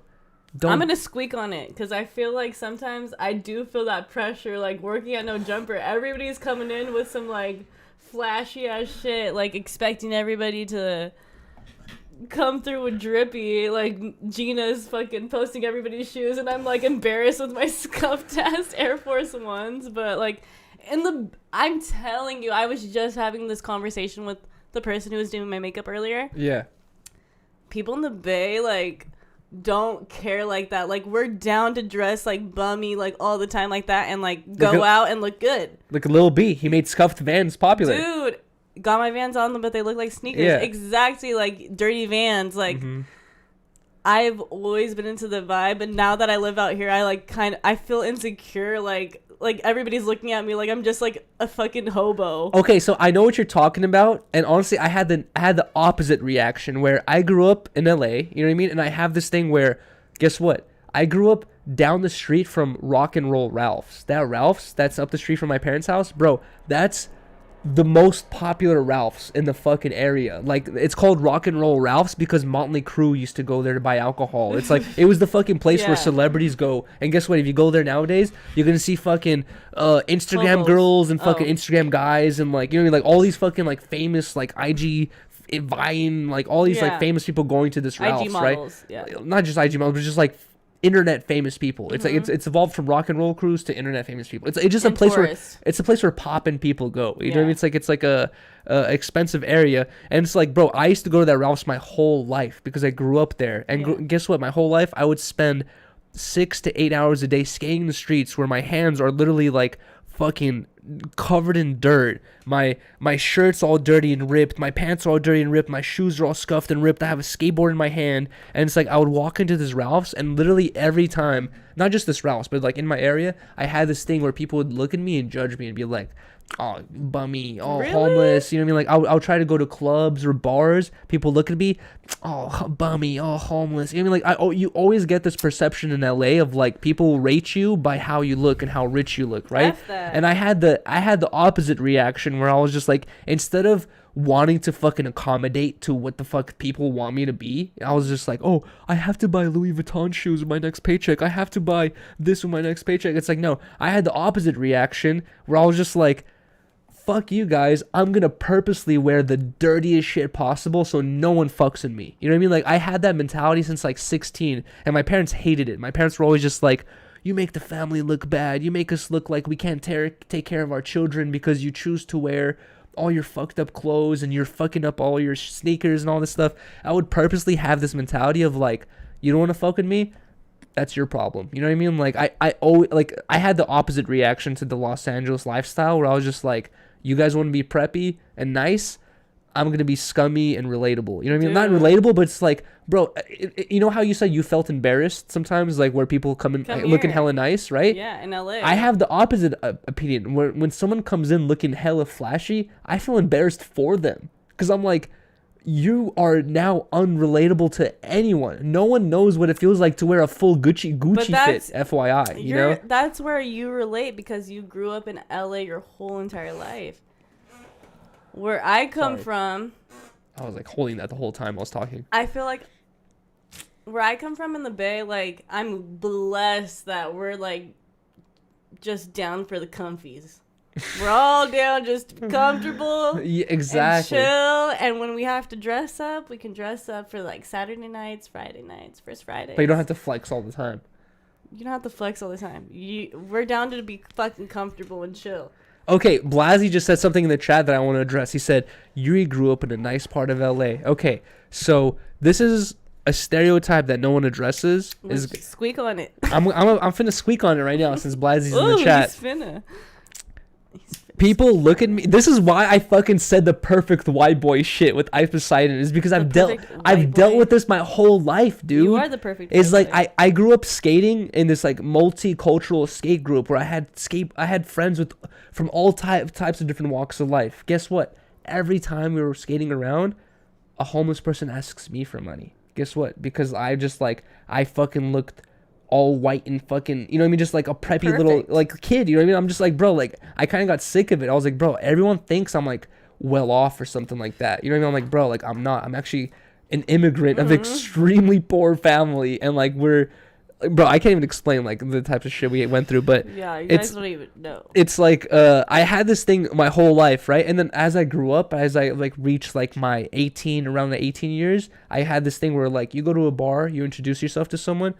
Where are you from? West Hollywood. people immediately think you're wealthy, rich. You know what I mean? Like rich parents or something like that. No one ever thinks like first generation immigrant family that grew up with nothing, growing up on food stamps. Like literally knew nobody. My parents came literally from the fucking whole different place of the Dude, earth. my mom and dad literally told me that like the first 3 years we were in America, they survived off my food stamps. Yeah. They didn't qualify for food. They couldn't get food stamps because of their legal status. My sisters couldn't get food stamps because of their legal status. Because you were an infant. Only me, because I was an infant, I got food stamps, and my family survived off an infant's food stamps for like 3 years. So like I was like, as a kid, because the food stamps I was getting was able to pay off the food for the entire family for like 3 years. Like I grew up very, very poor, right? Yeah.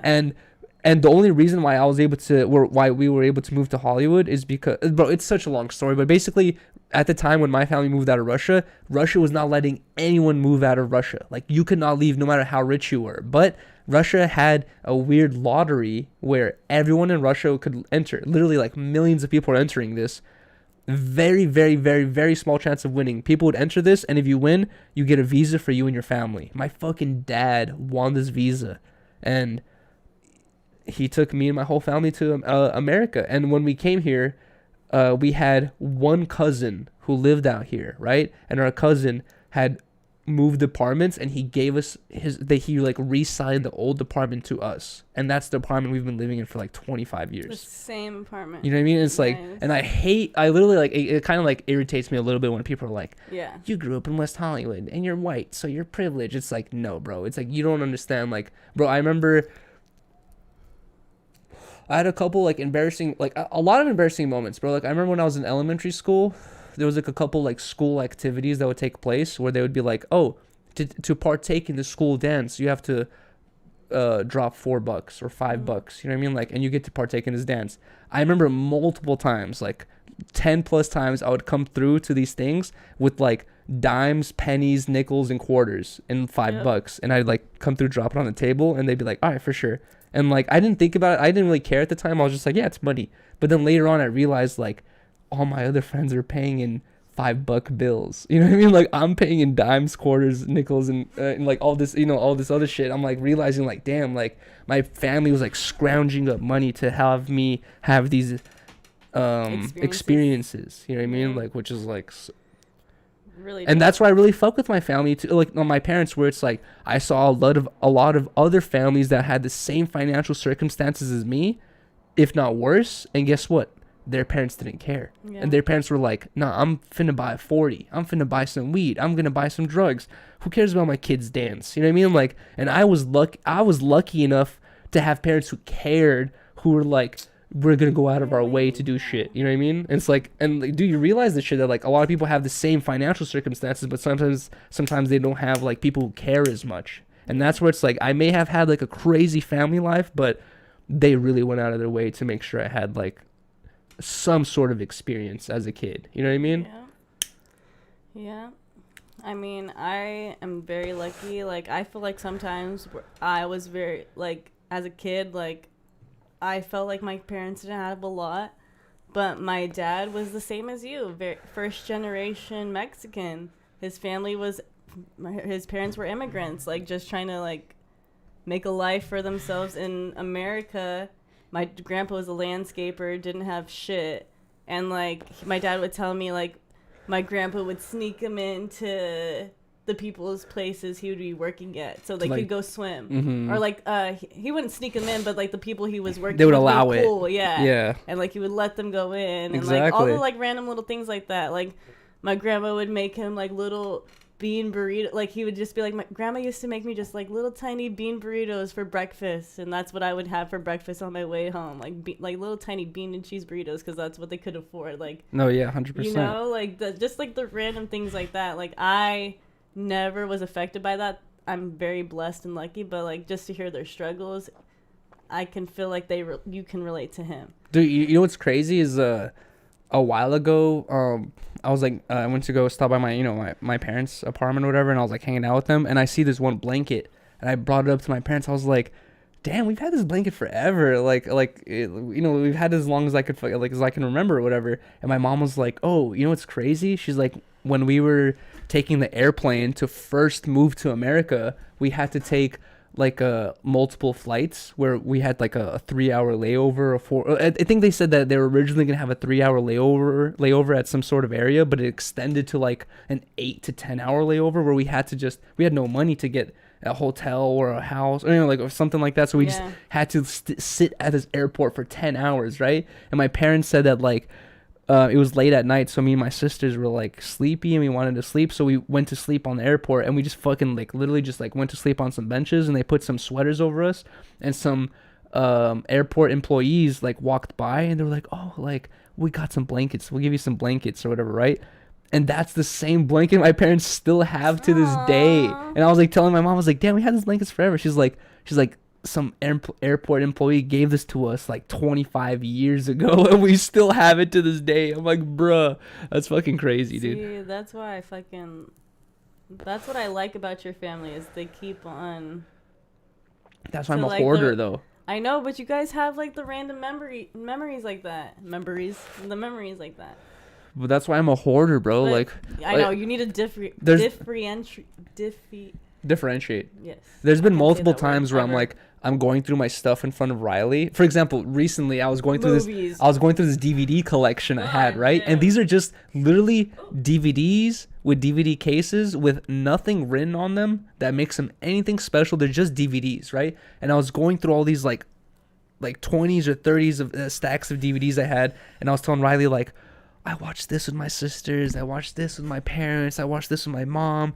Like I can't give this away because like I remember watching this with my other sister, and Riley was just like, dude, it's just a box with a DVD in it. And I was like looking at it and I was just like, dude, like I really have this thing where I apply memories to these random little objects, but then I really look at the object objectively and I'm like, really, in reality, this is nothing. I'm gonna pass away. And someone's gonna look at this box and be like, "Why does Yuri have a copy of Dumb and Dumber?" You know what I mean? Like, it's like the special things, like a special jacket or a special hat. Yeah, the wearable stuff or usable stuff. But DVDs are usable too. This fucking thing somebody drew for you, or like a sweet note. Like those are the things you want to save. A DVD of fucking. People are saying move on. I don't know. Pineapple Express.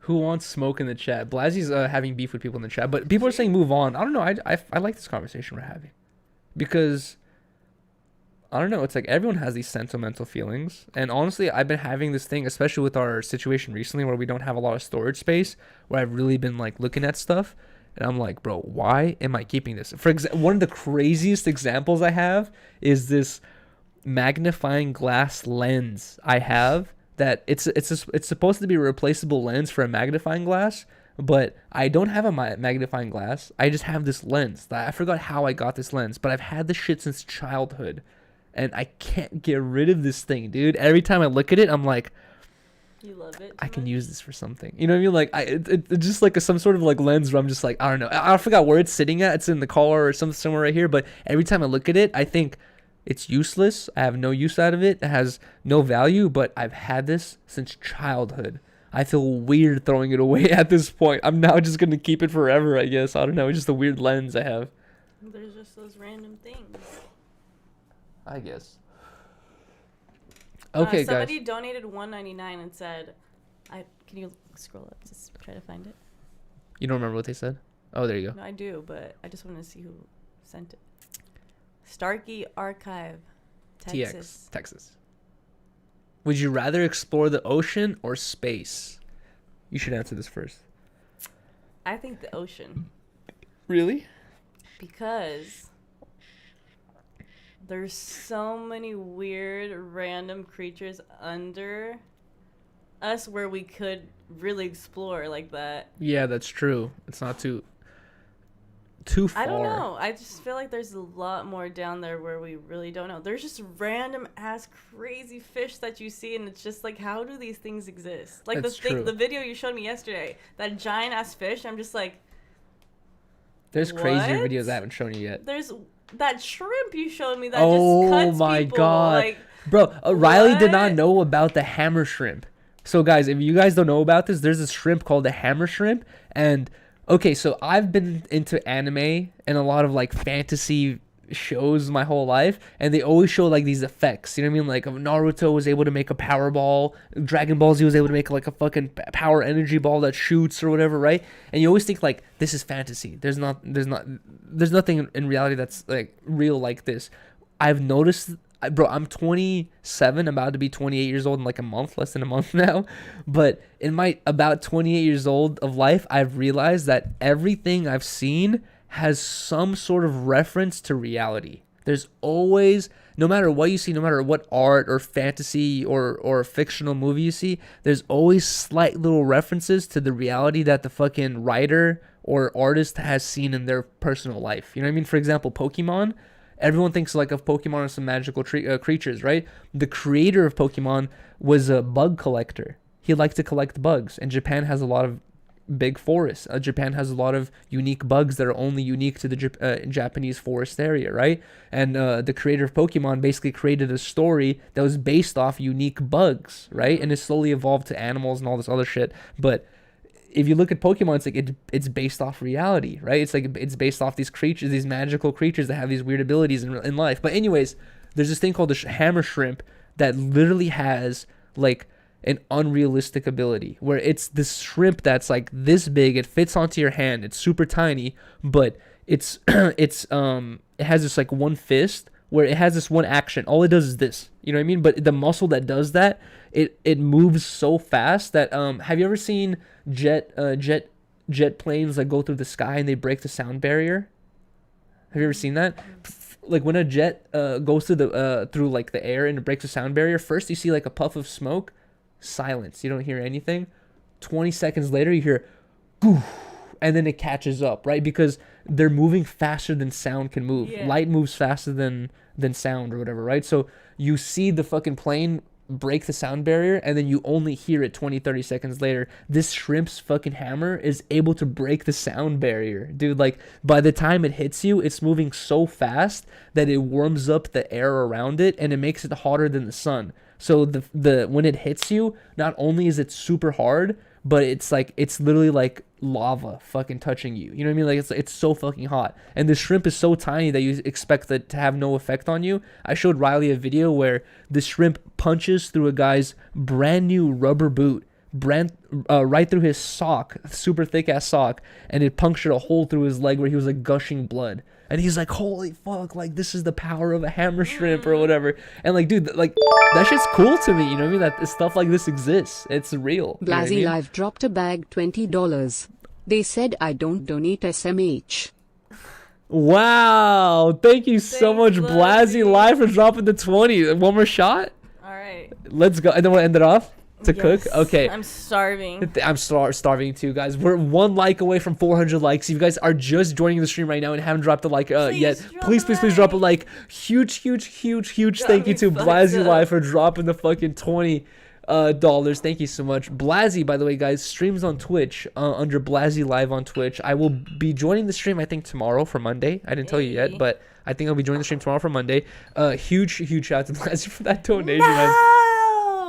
Thank you so much, man. You kids, go to the dungeon. What? Oh, really?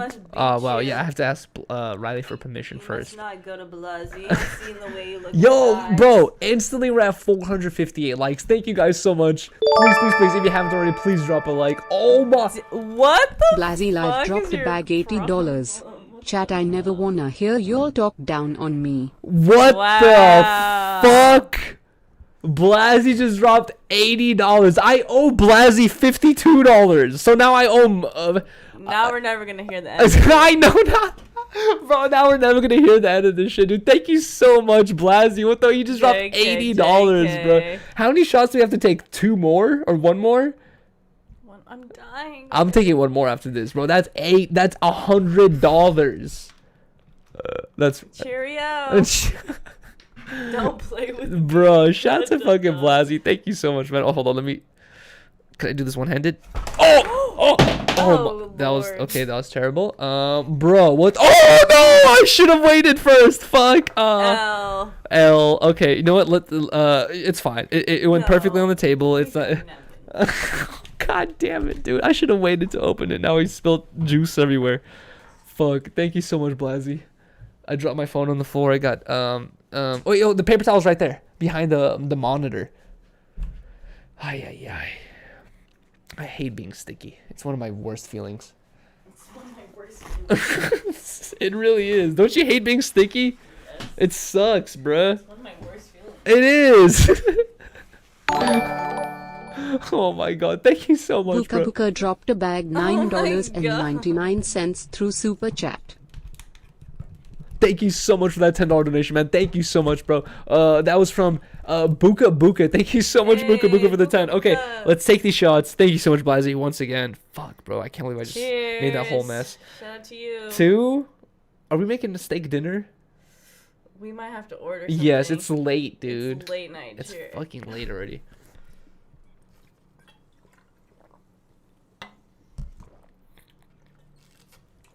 I just spilled on myself. Okay, Can you hand me a napkin, please? I already owed Blasey like $52. 96 Draft dropped a bag $2. Munches Bimarissa is wake for not accepting my request to. Two. Wait, Munchies by Marissa is whack for not accepting my request. Aw. Like a follow request? I don't know, She dude. private? She might not be private, but like with certain accounts that are business accounts, they will only follow, specific people. They won't follow everyone. So I'm not exactly sure what's going on with that. But huge shout out to Munchies by Marissa. Also, guys, by the way, I also wanted to say this during 10 Talks, bro. This is why I need to really write down my fucking topics. But we don't have any sponsors right now. Huge shout out to Stay Grounded, because they're always a continuous sponsor, But thank you so much, Buka Buka, for the $10 Buka again. Buka dropped a bag $9.99 through Super Chat. Thank you, bro. Thank you so much, Buka Buka. But I wanted to say that we have no sponsors right now. We have a potential up-and-coming sponsor. I don't want to leak too much information because I don't want to, jinx anything. But we have a potential up-and-coming. Oh my fucking god! Blasi Live Really? dropped a bag $50. I really do this. I love Yuri all. I wanna be him. It's no secret. Vicariously. Wait, is this a fake Blasi Live? I want to be him. No secret. What the fuck? Vicariously. Thank you so much, Blasi, for the $50. I know that coming this next episode, Disconnected, Blasi's gonna be like, I made you a t-shirt and you owe me $300. Yeah, he's gonna be like, where's my cut? No, this is me, bro. Thank you so much, Blasi Live. I was kidding. I was messing around. Guys, we're 11 likes away from 500 likes. Please, please, please. If 11 of you guys haven't dropped a like yet, please drop a like. It will help us a lot, bro. Already? We were just asking for 400. I know. That's what I'm saying. We're 11 likes away from 10 shots. Oh. Bruh. We can't. We're gonna die. Can we y'all. order? Since we're ordering food, can we just order food right now? What should we get? You choose. I'm down for whatever. I will put anything in my mouth right now. Really? Blasi, come over. No, I'm kidding. Ew. I'm messing around. You know what? I realized something. Everybody ask him. Guys, I realized something recently is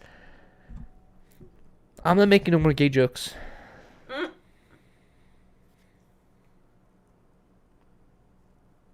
Why? Whoa, what the fuck, bro? We're at 553 likes. I just asked for 11 likes at 556. Oh my Holy God. shit. Thank you guys so much. Thank you guys so much for getting us to 500 likes. You guys are fucking insane. Bro, Blasi, thank you so much for the $150 donation. You are going insane. You have nothing to prove. People know you have a diamond SpongeBob on your neck. Briggsy dropped a bag $5 Australian through Super Chat. Been dipping in and out. Pause. But I'd say just map out your time with work-life balance. Also, DM'd Asian Andy to help you with media TTS lol. Victory hand. No way. Yay. Bro, if we can get Asian Andy on the pod, I would love that. Because Asian Andy, I would compare him to a Sam Hyde, where I've never seen a straight answer. I've never heard a straight answer from Asian Andy. He's always funny. Trolling. He's always trolling. He's always funny. I want to sit down with Asian Andy and be like, just ask him shit. Because I know a lot about him. Bro, he became popular because Ice Poseidon was doing this thing where he was doing a Fear Factor stream, right? And he got to this point where he was hitting people with paintball guns. And he was doing this thing where he was like the person who survives or who lasts the most paintball shots without quitting wins. Asian Andy was like, fuck the bullshit, shoot me until infinity. He's like, shoot me as much times as you want. He's like, I'm not leaving until I win this shit. And he fucking won. And it's like, and all of Ice's audience respected Asian Andy for the fact that he was like, bro, I don't give a fuck. Like, shoot me as many times as you want. Like, I'm finna fucking, I'm winning the shit no matter what. You showed me a bunch of his shit. Everyone fucked him. Everyone fucked with him for that. And then ever since then, guess what? Ice Poseidon has less than 1 million subscribers. Asian Andy has more than 1 million subscribers. So this person who got put on by this guy blew up Frick, you bigger dropped a than that, bag basically. $2 through super chat. Blasey don't got 500 to donate he cap. Bro, no, thank you so much for that donation. Please, Blasey, you do not have to donate 500 because I know I won't hear the end of it. We good. Every time I act a little bit too close with anyone else, Blasey's gonna be like, has he ever designed a shirt for you though? Has he ever donated 500 to your stream though? No, I'm kidding. I'm fucking around. Blasey's not me. But no, I do not want him to donate 500, bro. Especially, I already feel guilty every time anyone donates to the stream. Bro, thank you so much, Frick you. Frick, you dropped a bag $2 through super chat. Stop the cap, Blasey. Thank you so much, Frick you. Bro, Blasey said, wow, don't act like you don't do that, Blasey. I'm not saying like it's serious, but don't act like you don't do that. That's your constant troll. That's your go-to troll. Bitch, you get fired from the show? Oh, did you throw up the middle finger? No. Keep my man's name out your fucking mouth. Wow. I have to pull that? No, I'm just kidding. Alright, guys. Apparently, I'm kicked out the group chat and disconnected.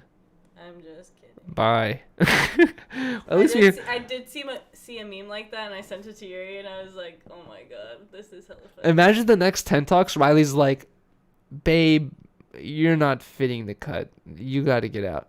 I get kicked off 10 talks too.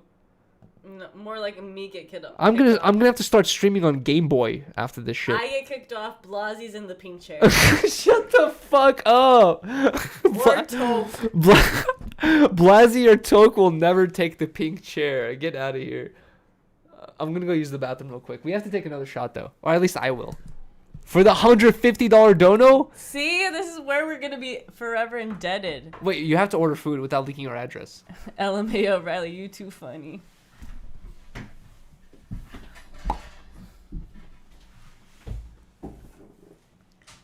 You know, that's just the vibes over here. Dude. Let's play some music. 1 second, y'all. Yuri's gonna be so mad. I'm trying to talk while he's gone. I'm talking while he is gone, y'all.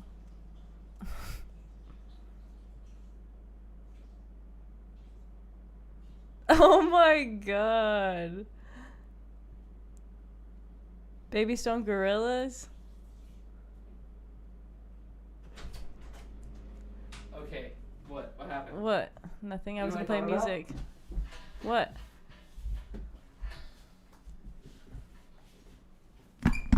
Ah! Ow!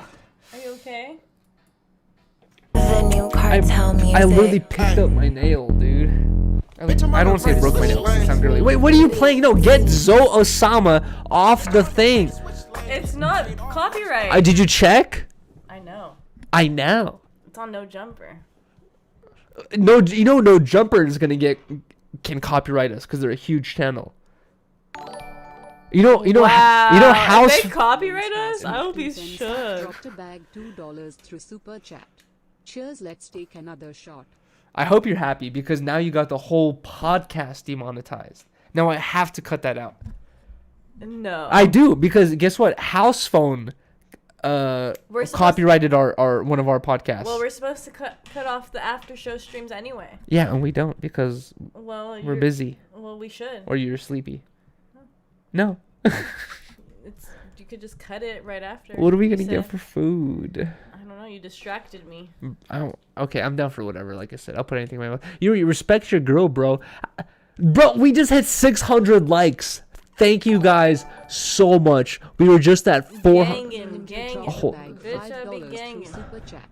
This podcast is sponsored by Nothing Personal and NPK Ninja, your friendly neighborhood cannabis farmer. We need the Birkin bags. Fact. Right Shout out to Nothing Personal for sponsoring this podcast. Wait, can I just say this? I do not want Blasey thinking that I'm a fake homie who did not support and purchase his Look Birkin. Look at all the shit you've purchased. I didn't purchase that. Blasey. He gave me all of this for free. No. He did. You purchased some. I didn't. He gave me everything. You purchased I purchased this? that, yes. But the that's the only thing I frogs? purchased. Where's the frogs?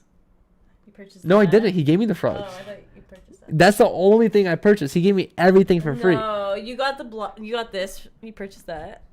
Yes, we did. We bought the ashtray as well. Purchased... But hold on. What about Bang Bob? I'm got Bang hold Bob. on. The point I'm trying to make is I'm beyond glad to support the homie, but right now, yeah, Riley and I just That's a little too much cannot for us. afford a $400 Birkin. No, I love all Blasey shit. We both love all Blasey That's shit, why I but always say it's okay but that's to the spend your only money reason on I it. would have bought that immediately if I had the money for it. We just can't afford that right Yeah, now. no, definitely. Wow, Riley hating. Riley's not hating. Blasey,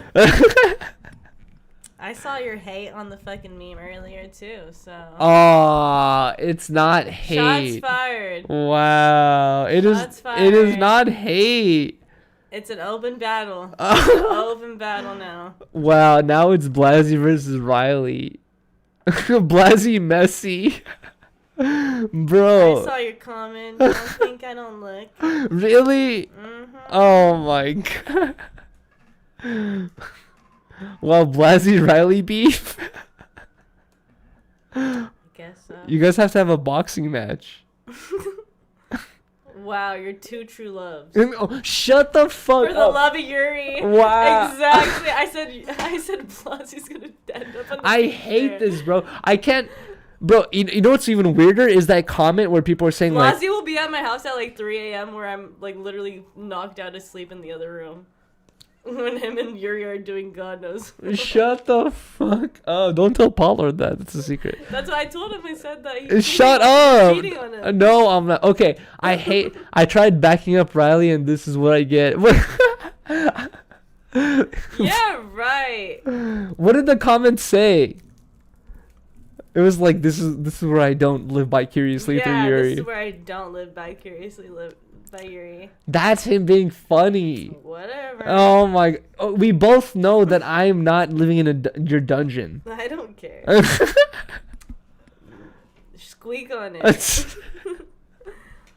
Squeak on it. Wow! Thank you so much, A.World. He said $10 towards the Birkin. Wait, so we have like about $50 towards your ring and $10 towards your Birkin. I want the real Birkin. Just kidding. Do you know how much? Just kidding. You know how much a person? This was supposed to expand on the beef. Do you know how much a person is supposed to make a year to justifiably I don't want purchase a a Birkin? I just want like a Gucci, Louis, Chanel. Why? Just kidding. Really? Why do you want a Gucci, Louis, or I'm Chanel? kidding. You guys know the first videos Yuri made me watch were like dropped a bag $9.99 thank through you. super chat. $10 towards the broken. Thank you so much. So, what is the Birkin like? $40,000? I was gonna say like the first videos Yuri made me watch were like behind the story of the engagement ring, behind the story of marriage, like all the things, like it's just all for fucking money, yada yada yada yada yada. Okay, yada. so he tried to sharp me really quick. I didn't. Wait. You guys think it's just beyond this haircut? I tried to but sharp you? It's been. Wow. No. Okay. I have to say this is. I'm the type of person who I like to learn to the history of things. You know, some people, they'll be born into a world. They'll be like, marriage, religion, work. This is what it is. I like to look at it and be like... I never told you to propose I like to look at it and be like, where did this work come from? Where did this religion come from? Where did this marriage come from? You know what I mean? And then I watched a couple of videos, and I didn't even know this. This was a surprise to me. But everyone who's born nowadays, they think that marriage rings or diamond rings are like engagement rings, which are diamond rings, which are like 5,000 or more, are like normal. Everyone thinks that like, oh, you get married, you give a girl a ring, right? Where did this idea come from? Hold on. Thank you so much, Lone Star State. $2 through super chat. Shot. They want me to die. Pour me up. You don't have to take one. I'm good. No, you're not. I'm good. How you say no? I'm not. Because I'm not good. Oh, you saying you have a higher tolerance than I am? Okay. Anyway, let me finish my thought. We will take a shot on that in 1 second. Thank you so much. Thank you so much for that donation. Yes, I will. But either way, a lot of people are born into reality and they don't question reality. They think it is the way it is. It is the way it is. I was born into reality, and ever since I was a kid, I always thought, why the fuck do you have to have a credit score? Why the fuck? I thought that too. Why the fuck do you have to have a job where you're spending time away from your family, the most important thing in the world? Why do you have to learn this stupid shit in school that doesn't make sense? Why do you like? I always thought these things of like, why do you have to do these things, right? That's why we work well with each other. The marriage thing, right? I didn't always think this, but I randomly came across this video that says the history behind the proposal ring. And I always thought, like, where did this idea come from, right? Like, when did this start? Guess what, guys? It's fucking new. It's not old at all. It has no historic value to it at all. Some people will look at marriage and think, like, this is a 1,000-year-old tradition. This is a 2,000-year-old tradition. Guess what? The idea of a engagement ring is only less than 200 years old. This country, United States of America, is around 300 years old. So this idea of a proposal ring is younger than this country. $10. This donation is exclusively for Yuri and nobody else. Sorry, apparently I be sneak dissing. Thank you so much, Blasey Live, for the $10. Thanks, Blasey. Thank you so much, Blasey. But make sure you get that $10. Okay, so what I want to say is, just to give you guys a summarization of this video I saw, is basically diamond companies. Right now, diamonds are worth a lot of money, right? Back in the day, 200 years ago, diamonds weren't worth shit. No one gave a fuck about diamonds. The only people buying diamonds were construction companies who needed diamonds for the value of cutting through hard rock. They would put diamonds on saws and like diamonds on drills and whatnot, so they could like penetrate harder rock. And diamond companies were like getting to this point where they're like, bro, we gotta market this shit better so that we can make more money. They came up with this advertisement. There's proof for all of this. I know. I've already seen this video twice. They came up with this advertisement that says, buy a diamond for your girl because diamonds last forever, right? Because diamonds are like the hardest rock on earth. And they fucking spent all their money on advertising. They put it all in all the newspapers. They put it everywhere you could advertise at the moment. And guess what? 10, 20, 30 years after they started that whole advertisement campaign, diamonds became a fucking symbol of marriage. Everyone was just like, you get married, you give someone a diamond. Before this advertisement campaign, people would just be like, hey babe, I love you, we should get married. And the girl would be like, I'm down, I love you too, let's get married. And you guys just get married because you love each other. Nowadays is like, hey babe, I know engagement rings start like $5,000. I could afford this $300 ring. What do you think about it?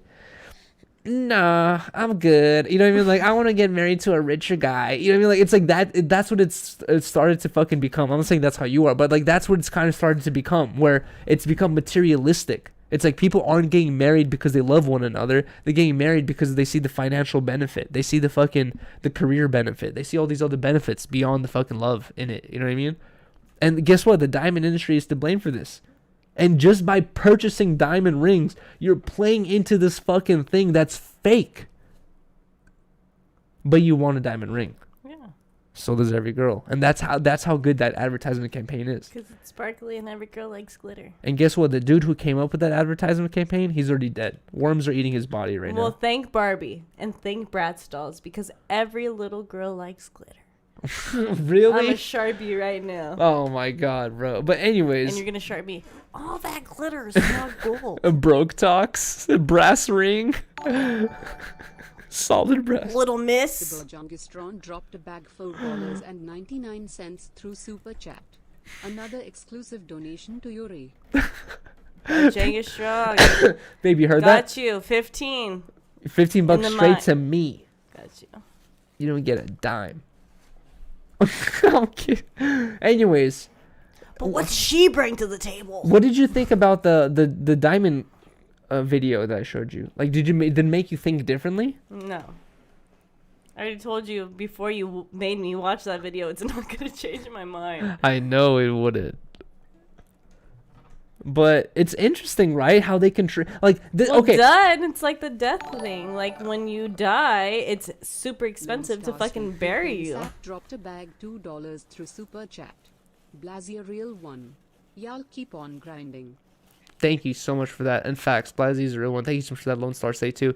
But honestly, it's like when I showed you that video, it's not me showing you that video because I'm trying to justify not buying you a ring or not getting married. Yeah. It's like I don't like getting tricked by the government. Blazzy Live dropped a bag. Was up, bro. Didn't mean to break the convo. I hope everybody enjoys their night. Smile. Remember, YouTube only takes 40%. Bro, I got you too. YouTube only takes 40%. Facts, bro. YouTube takes a big Bruh. cut. That's a dude. Okay, guys, you want to hear something fucked up?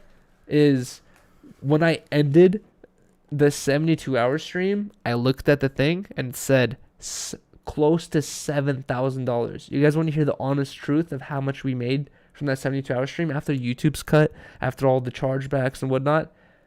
It was around $4,000, which is a lot of money. I'm beyond fucking grateful to be able to make that within a fucking month. That's insane. That's more money than I ever made in a month. But YouTube really fucking be taxing, dude. And it's like, I can't get mad at it because it's money I didn't expect to make. But wow, bro, YouTube really be out here fucking cutting profits. $99 through Super Chat.